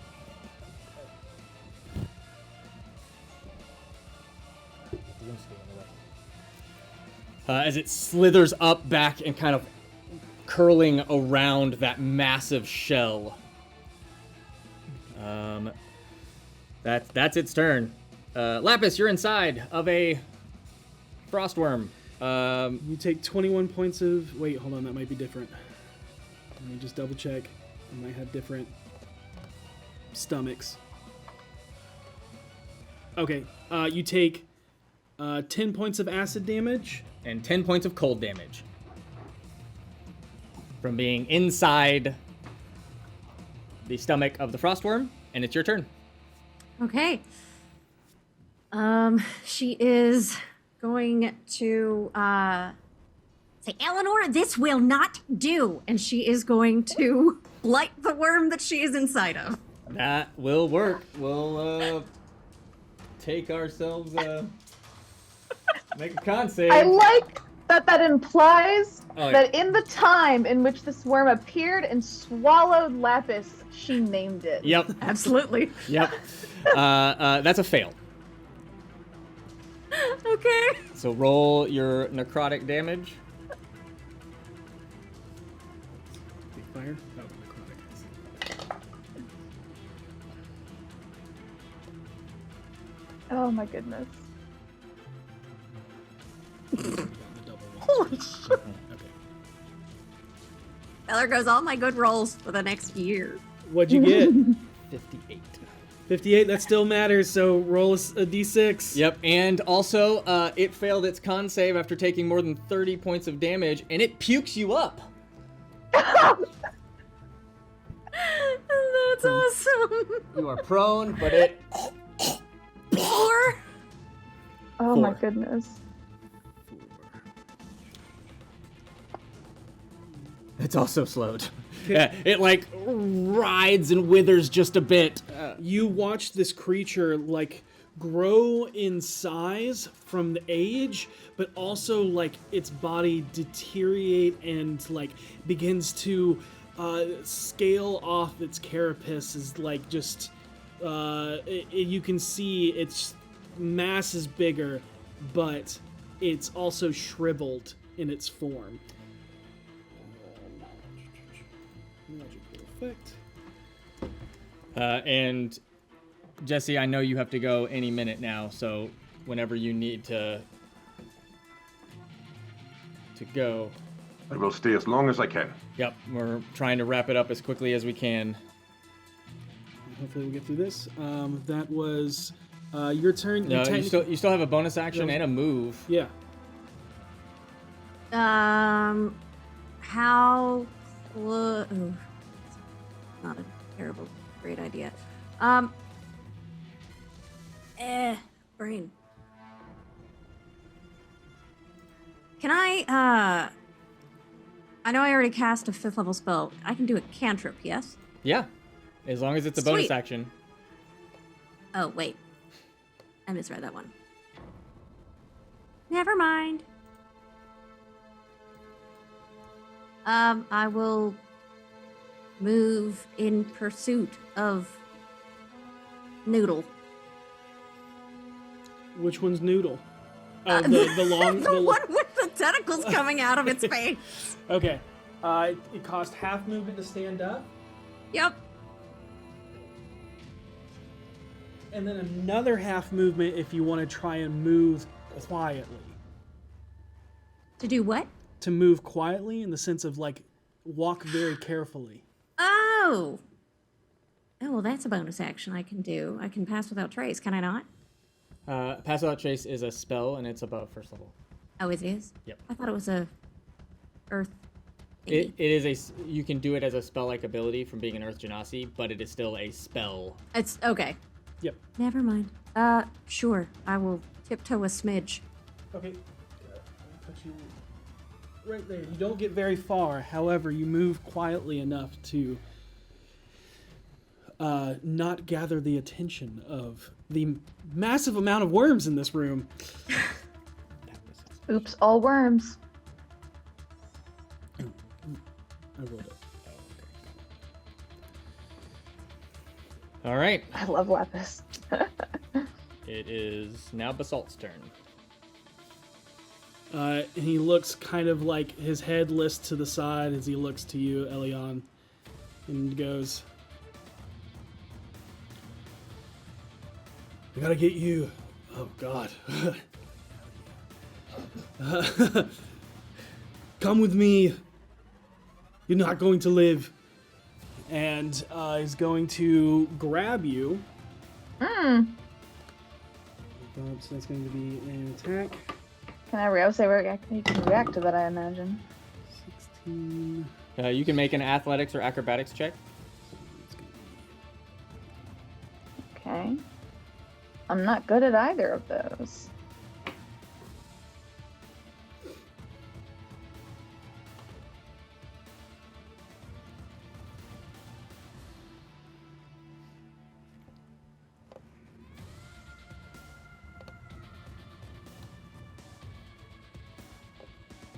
Okay, then.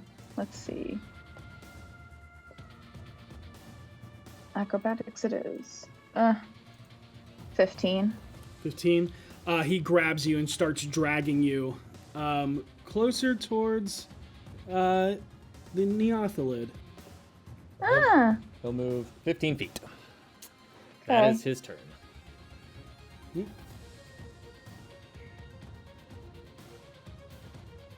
I don't like that. Yep. It's your turn, though. Okay. Would I be able to... Let's see. Sorry, I've cut so many spells. This is ridiculous. How do you keep track? I would like to... Can I Misty Step out of this Of course. grass? Yeah. Misty Okay. Step is beautiful Then- for this reason. I would like to do just that. Okay. And then... Where would you like to appear? I would like to appear...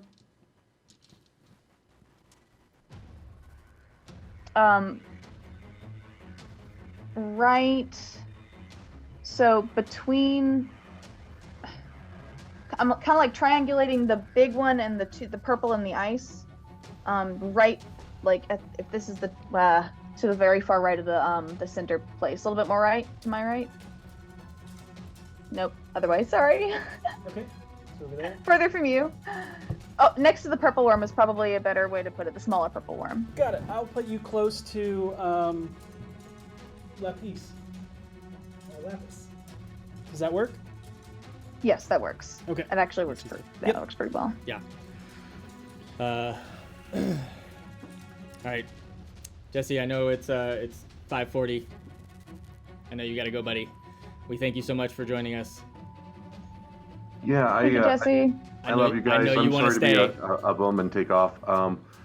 Abe would absolutely just continue dropping painful snowballs on the worms. Yep. And We'll- making we'll- sexual we'll- innuendo. Keep doing that, and I'll touch base with you and fill you in on how things resolved, Cool. and we'll go from there. And give our love to those that you're gonna go see.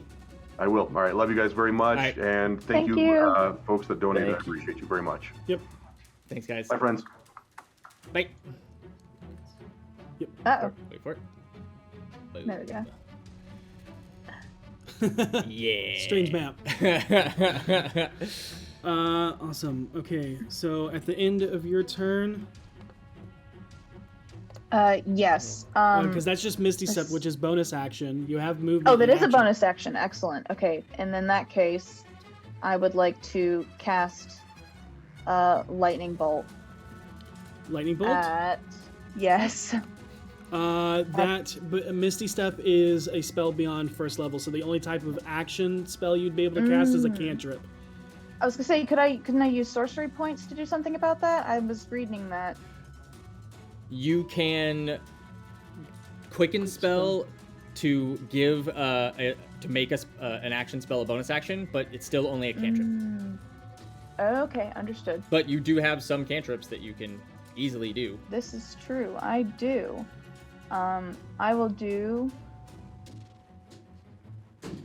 Toll of the Dead. That's a good one. Can't go wrong. All right. I will make it's a wisdom save, right? Mm-hmm. This is Which one are you targeting? I'm gonna target the this is necrotic damage. The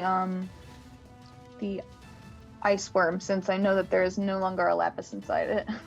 Okay, easy enough. It fails. It Excellent. got a 5. That'll be 9 points. Yeah, and that you rolled d12s, right? Yeah, I clicked the little. Oh wait, no. D12s.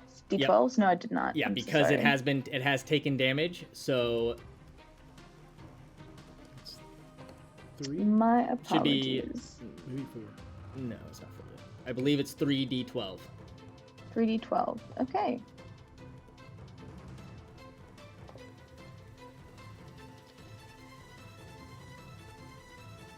Uh, 24. There we go. Is that plus the 4? Or the modifier? It's just straight damage. Oh no, because because you are a arcane domain, you do add your +4. Yeah, so that's with an additional 4 on top of that, because you actually add your modifier to cantrip damage. And what does your Toll the Dead look like? It's not like a traditional bell. Mhm. It basically looks like a series of wind chimes that are being like blown harshly by what sounds like a blizzard wind, and so it's just like battering it with the wind chimes. Got it. Awesome. And as this, you crack down on it, there is this like wave that washes over you, and much like behind you, you feel a presence with you, alongside you in this fight. Everybody can take the effects of a long rest, as we just got a $250 donation. Oh, Got it. Make it harder. So everybody just click the long rest, that's not what that means. and you'll have all of your abilities refreshed, your health brought back to full. Excellent. That includes Basalt, right? Totally. And Well, thank you, donor. didn't take any. Thank you. Yep. But yeah. That's Elian's turn. It's now the Frostworm's turn. It's didn't like that. It has things. I don't know. I think it lost its ability because of the blisters and boils. It's stunned by the lava. It loses this attack. That's right, it does. It does. You're absolutely right. It gets nothing. At the end of that, it's gone. You get What was that nothing. magical effect? That one was stunned because of Lapis. It also goes away at the end. It was slowed because of Lapis. Yeah, Got it. that also goes away. So yeah, it was just a bad day for this Frostworm. The Lava Worm, on the other hand, is gonna go under. And I don't get some more speed tools for you.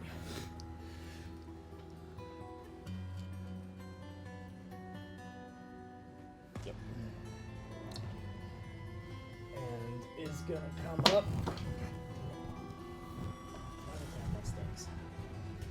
Yeah, just party up in here. Now listen here, Frostworm. I need you to make room for your brother. I Should will play remind nice. you that Elion just appeared. Yeah, And Lapis did not. what it's going after. Okay. And Lapis walked very softly. Yep. I'm aware. Okay, cool. Just wanted. It goes down and then bursts up, grabbing the Frostworm by the throat. Lapis, give me a survival check. It's about worms. It is about worms with advantage. And then a perception on top of that. So perception and survival. Give me perception first. Oh, whoops. Well, biscuits. I'm sorry, they were already in motion.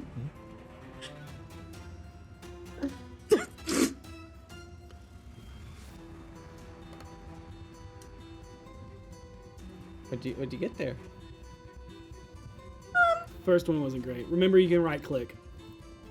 Oh no, that was survival with advantage. Oof. So 14. Yeah. Okay, all right. And then the perception. Yeah, perception.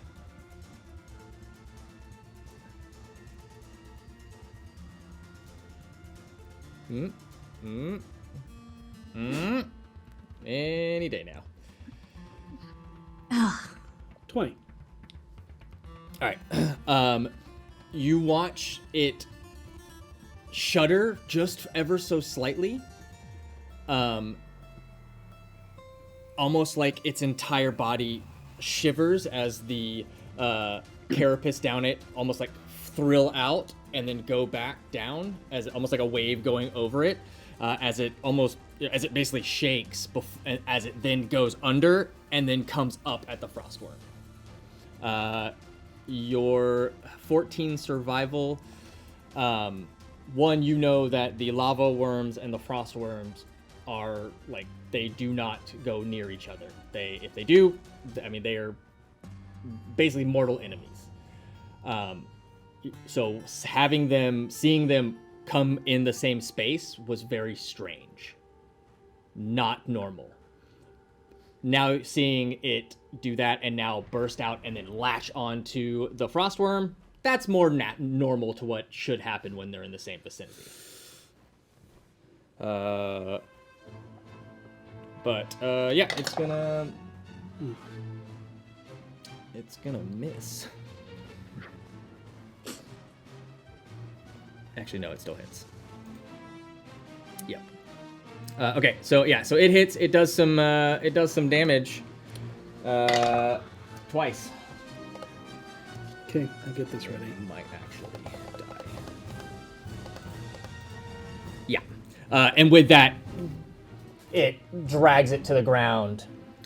However, something else you know about these creatures, specifically the lava worms and the frost worms, are the more dangerous to hunt, as Yep. it dies and this explosion of frost, like icicles and shards, just kind of radiate everywhere in a 60-foot radius. I believe that's everyone, including Abe, needs to make a dexterity saving throw. Yep, I got Abe. I have a sheet right I here. thought you were joking about the whole making it worse thing. What about me? You're inside a worm. You're good. This is typical. Gracious. Exactly where Ezekiel should 22 from Abe. Natural 20 for Basalt. So I'll take half. Abe takes nothing. Got a 9. 9, okay. Can I absorb elements? You absolutely can absorb elements. I will do that too. All right. You both will take 18. As you take half of the 37.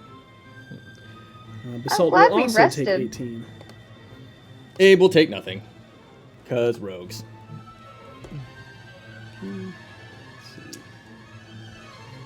Abe's like, oh yes, that tickles, it is just so cold. It tickles my ice hole. That's my, There you go. my Abe impersonation. It's pretty good. Alright, that is Lava Worm. It is now Purple Worm's turn. Oh my Purple god. Worm's turn.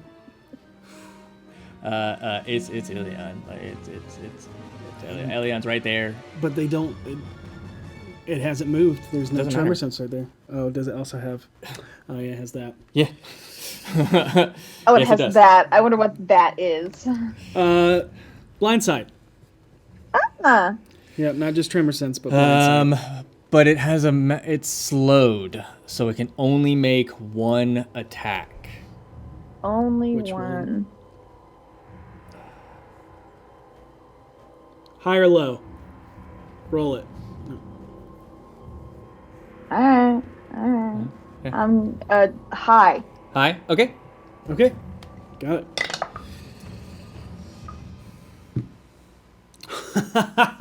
Amazing. Yep.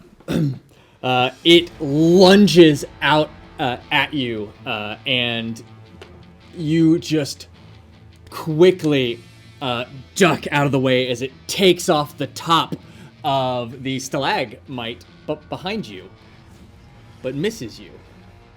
with a natural 1. All right. And that's its turn because it can only make 1 attack a round. Ezekiel, at the start of your turn, Well, what is it slowed by? it's gone. The Yep. soul effect's gone. End of its turn. Yep. It was from Abe's knife. Got it. You'll take 21 acid damage at the start of your turn. Okay. And don't forget, you should be if you didn't long rest, hit that Right, long yep, rest I got button that. because that heals you to full. Yep, I'm good. And after you took the 21, it is your turn. Okay, I am going to use Inflict Wounds at 3rd level. All right. And if you wanted to, there's a natural 20 on the table. Inflict wounds is a save. It's an attack. No, not yet. Let me do. I'm going to add +10 Okay. to my attack. All right. So you'll make the attack at disadvantage, but you'll have 10 added to whatever you roll. Okay. So 23. 23 to hit. 20. Oh, I'm sorry, like 33. 33 will definitely hit. Yeah. And actually, if you want, you can, because you don't have to do the +10 until after you see the roll before you say what it is. So you can still hold on to that channel divinity because the 23 will definitely hit. Yeah. Okay, then I'll hold on to it. All right. Okay. Okay. Then what is your damage? Damage is. Come on, big numbers. 33. 33. That's enough. Yep. And Hold on. He's got to make a. Nope, fails. got it.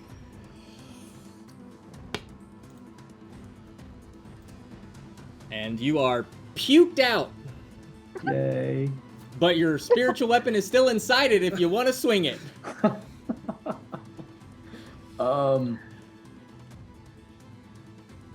How, out of curiosity, can you move the spiritual weapon? Yeah, you can move it 20 feet. That's a bonus action. 20 feet. But for E's sake, we'll say the spiritual weapon came out with you, just because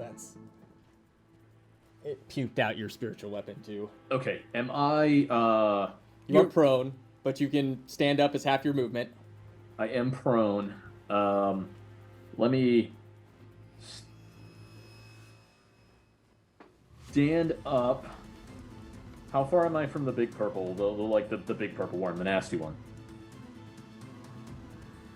Hold on, I got this handy dandy. Yep. thing right here.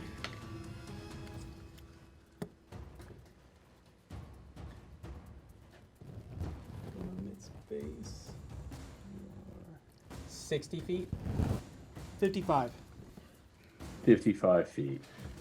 Okay, I am going to use.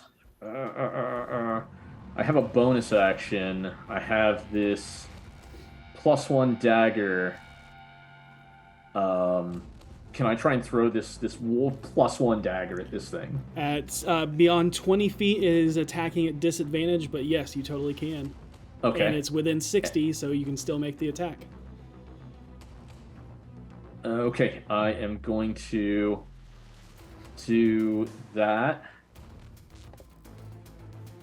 So disadvantage. Can I use my 10 again? Yeah, I mean, if you absolutely. Yeah. Okay, I'm gonna do that as well. Remember, So you don't rolling have a to use it disadvantage. until you see the roll. Yep. So 18 and 25. So 18. So I'm gonna use the +10 on that 18, which is my disadvantage hit. 28 hits. Okay. And 5 damage.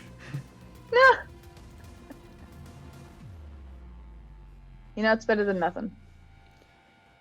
Hey, John. Yeah. I'm not sure how much you watch the show, but sometimes we do this really cool thing where you get to sing its swan song. As it had like 4 hit points left. How fitting. So how do you kill this thing? So Ezekiel is puked up out of the other worm, and he quickly gets up and looks at everybody else and says, "Attack the big one!" and just throws his little dagger, and it just gets him just right in the side, and it's just it. Just like one lucky hit, and it falls over. You hit some internal organ that was super vital to this creature still surviving, as it just slowly slumps. At first you think it's like slithering down towards you before there is no movement left. You then see the worms kind of like shake, and it's hard to tell exactly what's going on. They're still bestial creatures. You're unsure if you're safe, but you see Basalt just drop his blade. Yeah, staggers and then goes to a knee, grabbing his head. And this thing is gone. Oh god, let's put you over here, big boy.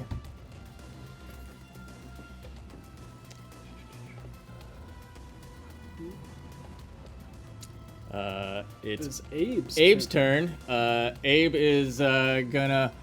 Oh, good shot. Yes. Is still Russian. You should have gone for the pooper. That's good. You went for the pooper. And he's going to throw an ice dagger at the fire one. It's gone. Lapis, if you want to go ahead and Lapis. If you want to go ahead and start doing what you want to do, Plus 10. the Neophylit is gone. So it is your turn. Once Abe's done, Dustin's going to do all that calculations. Yeah, I'm doing all that. Well. But they've kind of shaken it off, but they're still... It's hard to tell exactly. You saw them kind of like shake and just like move their bodies. However, you know these are not docile creatures. Right. You're very well versed in these worms, and they are still a threat. And they're large enough that we would normally go ahead and take care of them anyway.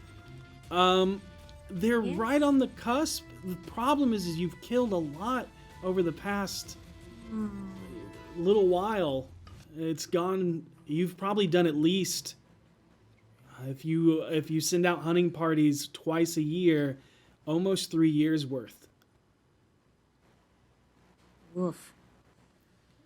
All right. Well, Abe is attacking the lava worm, correct? Yes. Okay. I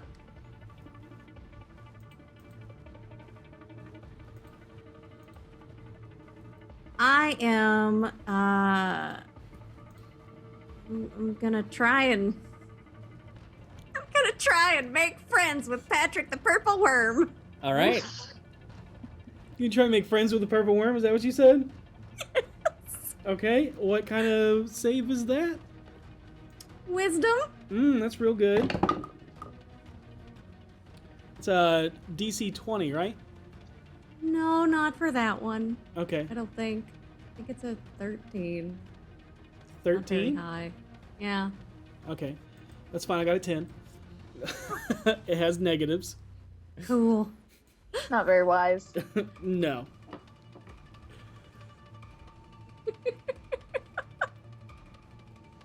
So what do you do to befriend this creature?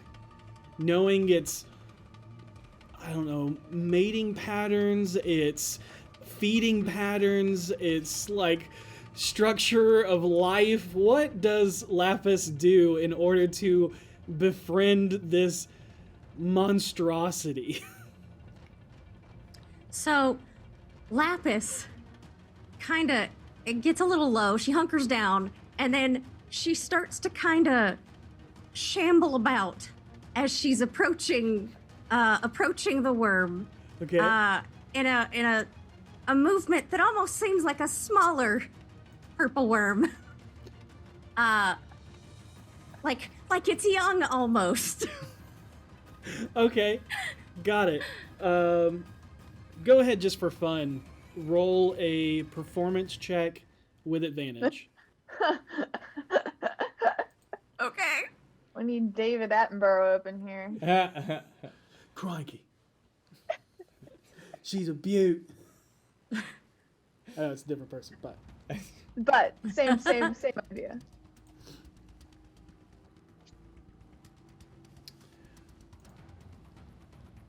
and So with you all advantage, see, that's a 14. it's a 14. Okay. You see all see Lapis. What is the spell you're using? Animal friendship? You have a +2 or advantage on a roll. You guys have advantage. Okay, So just another advantage or an advantage added to the pot. got it. Cool. Technically, this isn't an animal or a beast, but it's super cool. I love your focused, just like Petunia is focused on hags. You're focused on these worms, and doing this dance. You feel like it's possibly working for the time being. You don't know how long it will last. So she's gonna try and like lead it away, get it to go away down the wormholes. Got it. Okay, yeah, you're trying to lead it, or at least give off the feeling of go away, Yeah. time to leave. Or like, I'm scared. Please take I'm me in home. danger. Yeah, take me home. Okay, I love that. That is we'll see what happens on its turn. Worst case, I get eaten again. Uh, Just so cool. Basalt is pretty much He still seems to be nursing his head. incapacitated in that sense. Elion. Excellent. I'm going to. This time I'm going to cast Lightning Bolt. Okay. At which one? Actually, wait. Hang on. What angle? Who do we got? I'm only seeing one right now. I guess whichever one, the fire one, because Lapis is, I think, befriending the other one. It's only fire and purple left. Yeah, so fire. All right. I could- So, lightning bolt, la fire.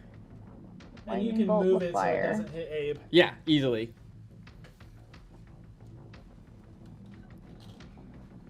Yeah, if you wanted to lightning bolt it, you could. Alrighty, I'm gonna do that. Okay. Deck save. It's real good on those. -1, I think. Yep. Yep. All right, go ahead and roll 8d6 unless you're casting it at a higher level.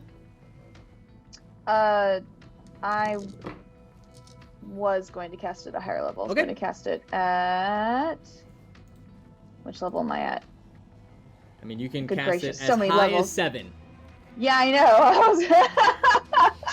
I'm going to go with 5 just so we're not... All right. Just in case. I don't... Go ahead and roll 10d6. Yes. All right, here we go. 37. It'll take 37 lightning damage, but I believe you also have an ability, being a storm sorcerer, that anytime you do lightning damage, you can put a little bit more oomph into it, I can. if you in so fact. wish. Why not, right? Let's do that. And then how many, let's see, how many points? That 2 or 3 sorcery points? That is... Where are you? I know I'm going through it too. It's Heart of the Storm. Oh, okay. Should've made my Creature cheat of sheet. your choice within 10 feet would take 3 lightning or thunder damage. Excellent. Okay, cool. It is technically within Yes. 10 feet. Yeah. So if you wanted to zap the purple Yes. one, you could. Bzz. Either or. Yep. Yes. Okay. Got it. A little small arc from the lightning launches off and hits the purple worm. It just takes 3 points. Yep. That's not a lot. But maybe enough to scare it away. And it's going to take a bunch of It is electrified as you just arc this lightning bolt straight out of the tip of your spear as it just launches through it and crashes into the back wall. Is that all you're gonna do? You're gonna move? Bonus action? I'm going to... My bonus action... Come on. Cooperate, please. I was going to...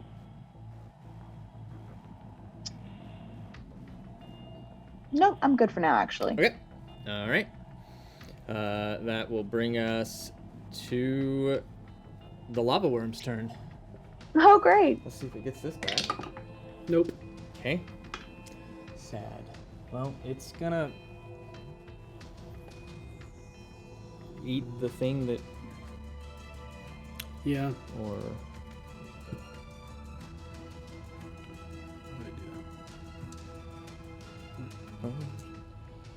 yeah, it's gonna attempt to just eat you. Cause ow. Naturally. That'll hit by a lot. That will also hit by a lot. We need you to make a dexterity saving throw. Okay. You're gonna take. This isn't something I can shield, is it? It was too high. It was. That's fair. Yeah. I rolled a 29 and a 30 to hit you. Ah, yeah, okay. So the dexterity save is 16. Okay. That's on the first one. So on the first bite, you're swallowed. Okay, yeah, so you won't take the second bite damage. But the person next to it would. Yep. Yep. So that would be, yeah. I can reach. No. But Yeah. We'll do that second one at Zeke. So, so you're gonna take 22 piercing damage and 10 fire damage, Elion. And then Ezekiel, you're gonna take 24 piercing damage and 5 fire damage that's already halved. And I'm sorry, you said make... 10 fire damage and... It was piercing and fire for you. 22 and 10, so 32 total. Thank and you. then Ezekiel, if you can make a dexterity saving throw.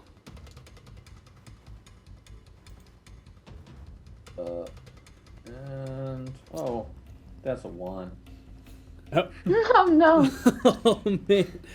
Let me just make sure. Don't we have one of those 20s lying around somewhere? there is still a 20 on the table.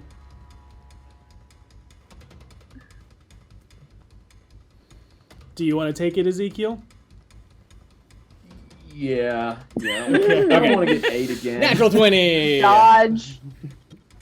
Got it. You want to go back into the worm stomach again? And it's at the last second. You actually dive wrong in the wrong direction as its mouth to Lapis looks like you just got swallowed. But it's you scrape your body across the teeth as you roll out the other side. Able to barely dodge, miraculously. Yep. Charitably. If you wanted to, you could use your reaction to uncanny dodge, Zeke, to take half of the damage you took, if you so wished. Because your turn is next. Oh, did you use your you may have used your reaction to I think work I on used it you did. my last Yep, turn. you did. Yeah. Okay, it is your turn. Technically, Okay. the purples. Oh, it's the purple's turn. That's right. Purple worm Patrick. looks at you and kind of shudders around a bit and then just goes straight up and down and leaves. Lapis, are you going to take an attack of opportunity? What? Are you going to take an attack of opportunity? No, I'm gonna let it go. Okay, I just making sure. Zeke. Now it's your turn, Zeke, as it is only the lava worm left. Okay. Fire versus Am fire. I getting a sense of deja vu here? Let's I'm gonna just go ahead and make a. No, I'm gonna use my. No, let me just make an attack with the dagger again. Okay, are you gonna move up on it? Yes. All right, move up on it, and this one will get sneak attack because their Lapis is right next to it. Yeah. If All you right. So does a 21 hit? 21 hits. You'll take 5 fire damage that's already halved just from stabbing it. Okay, got it. Nobody has fought these things with straight melee close counters yet. And that does 10 damage. Okay, that's 10. What type of damage? piercing. 10. I think just It's piercing. regular melee piercing, Got it. And then sneak attack. and then sneak attack. Other sneak attack will deal an additional 21 damage. There it is. All right. And then I will do. I will use the War Priest and make an additional attack with my. Do I have to use my offhand, or can I use that same dagger again? You can use it's the same dagger because you're using the War Gods. Gotcha. Okay. So then I will use that again, and this time I roll a 25 to hit. 25 hits. And now I'm doing 10 damage again. All right. And does that get sneak attack? No, you only get sneak attack once a turn. Okay, and then I'm going to use my bonus action to use spiritual weapon. Bonus action was your second attack. Was the second attack. Yep. Oh yeah, you're right. You're right. Yep. Sorry. It's all good. And I believe that's everything you do. Yeah. Yep. That is correct. All right, Lapis. It's Abe's turn. Abe kind of looks to you, Lapis, and to Zeke, and kind of asks, like, what are you doing? Yeah. Like ready to rain down icy death, but is kind of holding his action to see what happens. Yeah. No, we got to get Elion out. Can we extract her without killing it? That's a you question. I would say with your knowledge, you know if it gets poked enough on the inside, it'll regurgitate what it's eaten. But to extract something beyond that, no. Well, biscuits.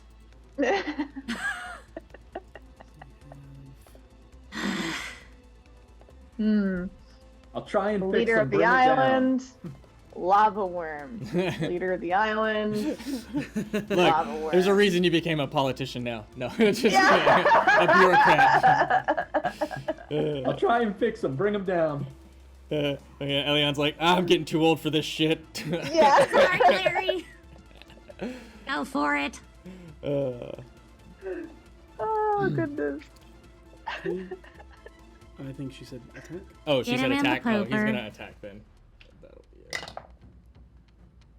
it. He'll minus 10 or minus 5. It's plus 10. It's this right here. Yeah, I'm looking at other stuff. Yeah. 22. That first one will miss. He got a long rest, so he'll redirect it. 10.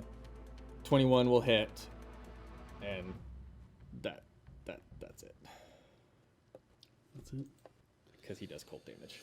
Yep, 8d6 cold damage. got it. And we'll throw an ice Roll knife all one. past it and then pull it back up as this stalagmite of ice, just inverted icicle, goes up and pins it. kind of in place so that you are able to cut it open, if you so wish, as Elion pours out prone in this viscous goo. Ugh. Well, Elion is being cut out. The ice worm, is there enough left of it for me to use Revivify on? Oh, Revivify on the Ice worm? ice worm. That exploded? Oh, wait, this one also explodes. Oh, yeah, that's right. Oh, Hold on. Lava. Everybody make You're welcome. deck saves. Elion, you automatically fail Oh. because Okay. you're in the worm when it detonates. Ah! Unfortunately, there's not enough body left of these. So you take 30 fire damage. You can absorb elements if you so wished. Yeah, I'll do that. Me? Yes, you. You take 30 Okay, yeah, fire damage. I'll absorb that. I'll absorb And that. then I if- don't care for that. And then Ezekiel and Lapis, what did you roll for your deck save? 13. 11. You both would also take 30, except for Ezekiel, you would take 15. But you have evasion, so you'll actually take 7. I would also like to absorb elements. All right, Okay. and you absorb elements and you take 15. And with that, no more worms. You learn that Basalt had his mind taken over by this large worm known as the Neolithid that all it wanted was for him to bring it food. And so the various attacks, the people missing, it was all to feed this worm creature that is completely alien to this island. You also learn that he is the one that removed the adamantine pillars. He lays down his weapons, presents himself to you, Ezekiel, to do what he wills, but asks to just be able to help restore what he broke. Or, if so wished, be exiled from the island. But as you collect yourselves and you determine what to do next, standing in the cavern of this crater, of this strange structure, whatever it is that fell from the heavens, crashing into the mountain, which spawned this Neolithid, there is a voice from the entrance of the cave. Why is it I always find you at your worst when I come home, Ilion? And that is where we're going to end tonight's session. This one shot. As standing in the doorway, you see a very familiar pale blue water genasi. Your husband. The one trapped on a beer. Who can only return home once a month. And thank you all so much for everyone who donated. We went a little over the 2-hour mark that we thought we were going to do. But thank you all so much. We raised A good amount. over $400. Nice. Yep, we're currently sitting at $4,005 raised. So that's amazing. We're going to continue to push forward. Stick with us. In 30 minutes, we will be back for normal D4. As it just doesn't end. And we'll keep the donations going and trying to do what we can to raise money for the NICU of Emory Johns Creek. Thank you all so much. Be excellent to each other. May you always roll at advantage, Good night, everybody. especially when it's charitable.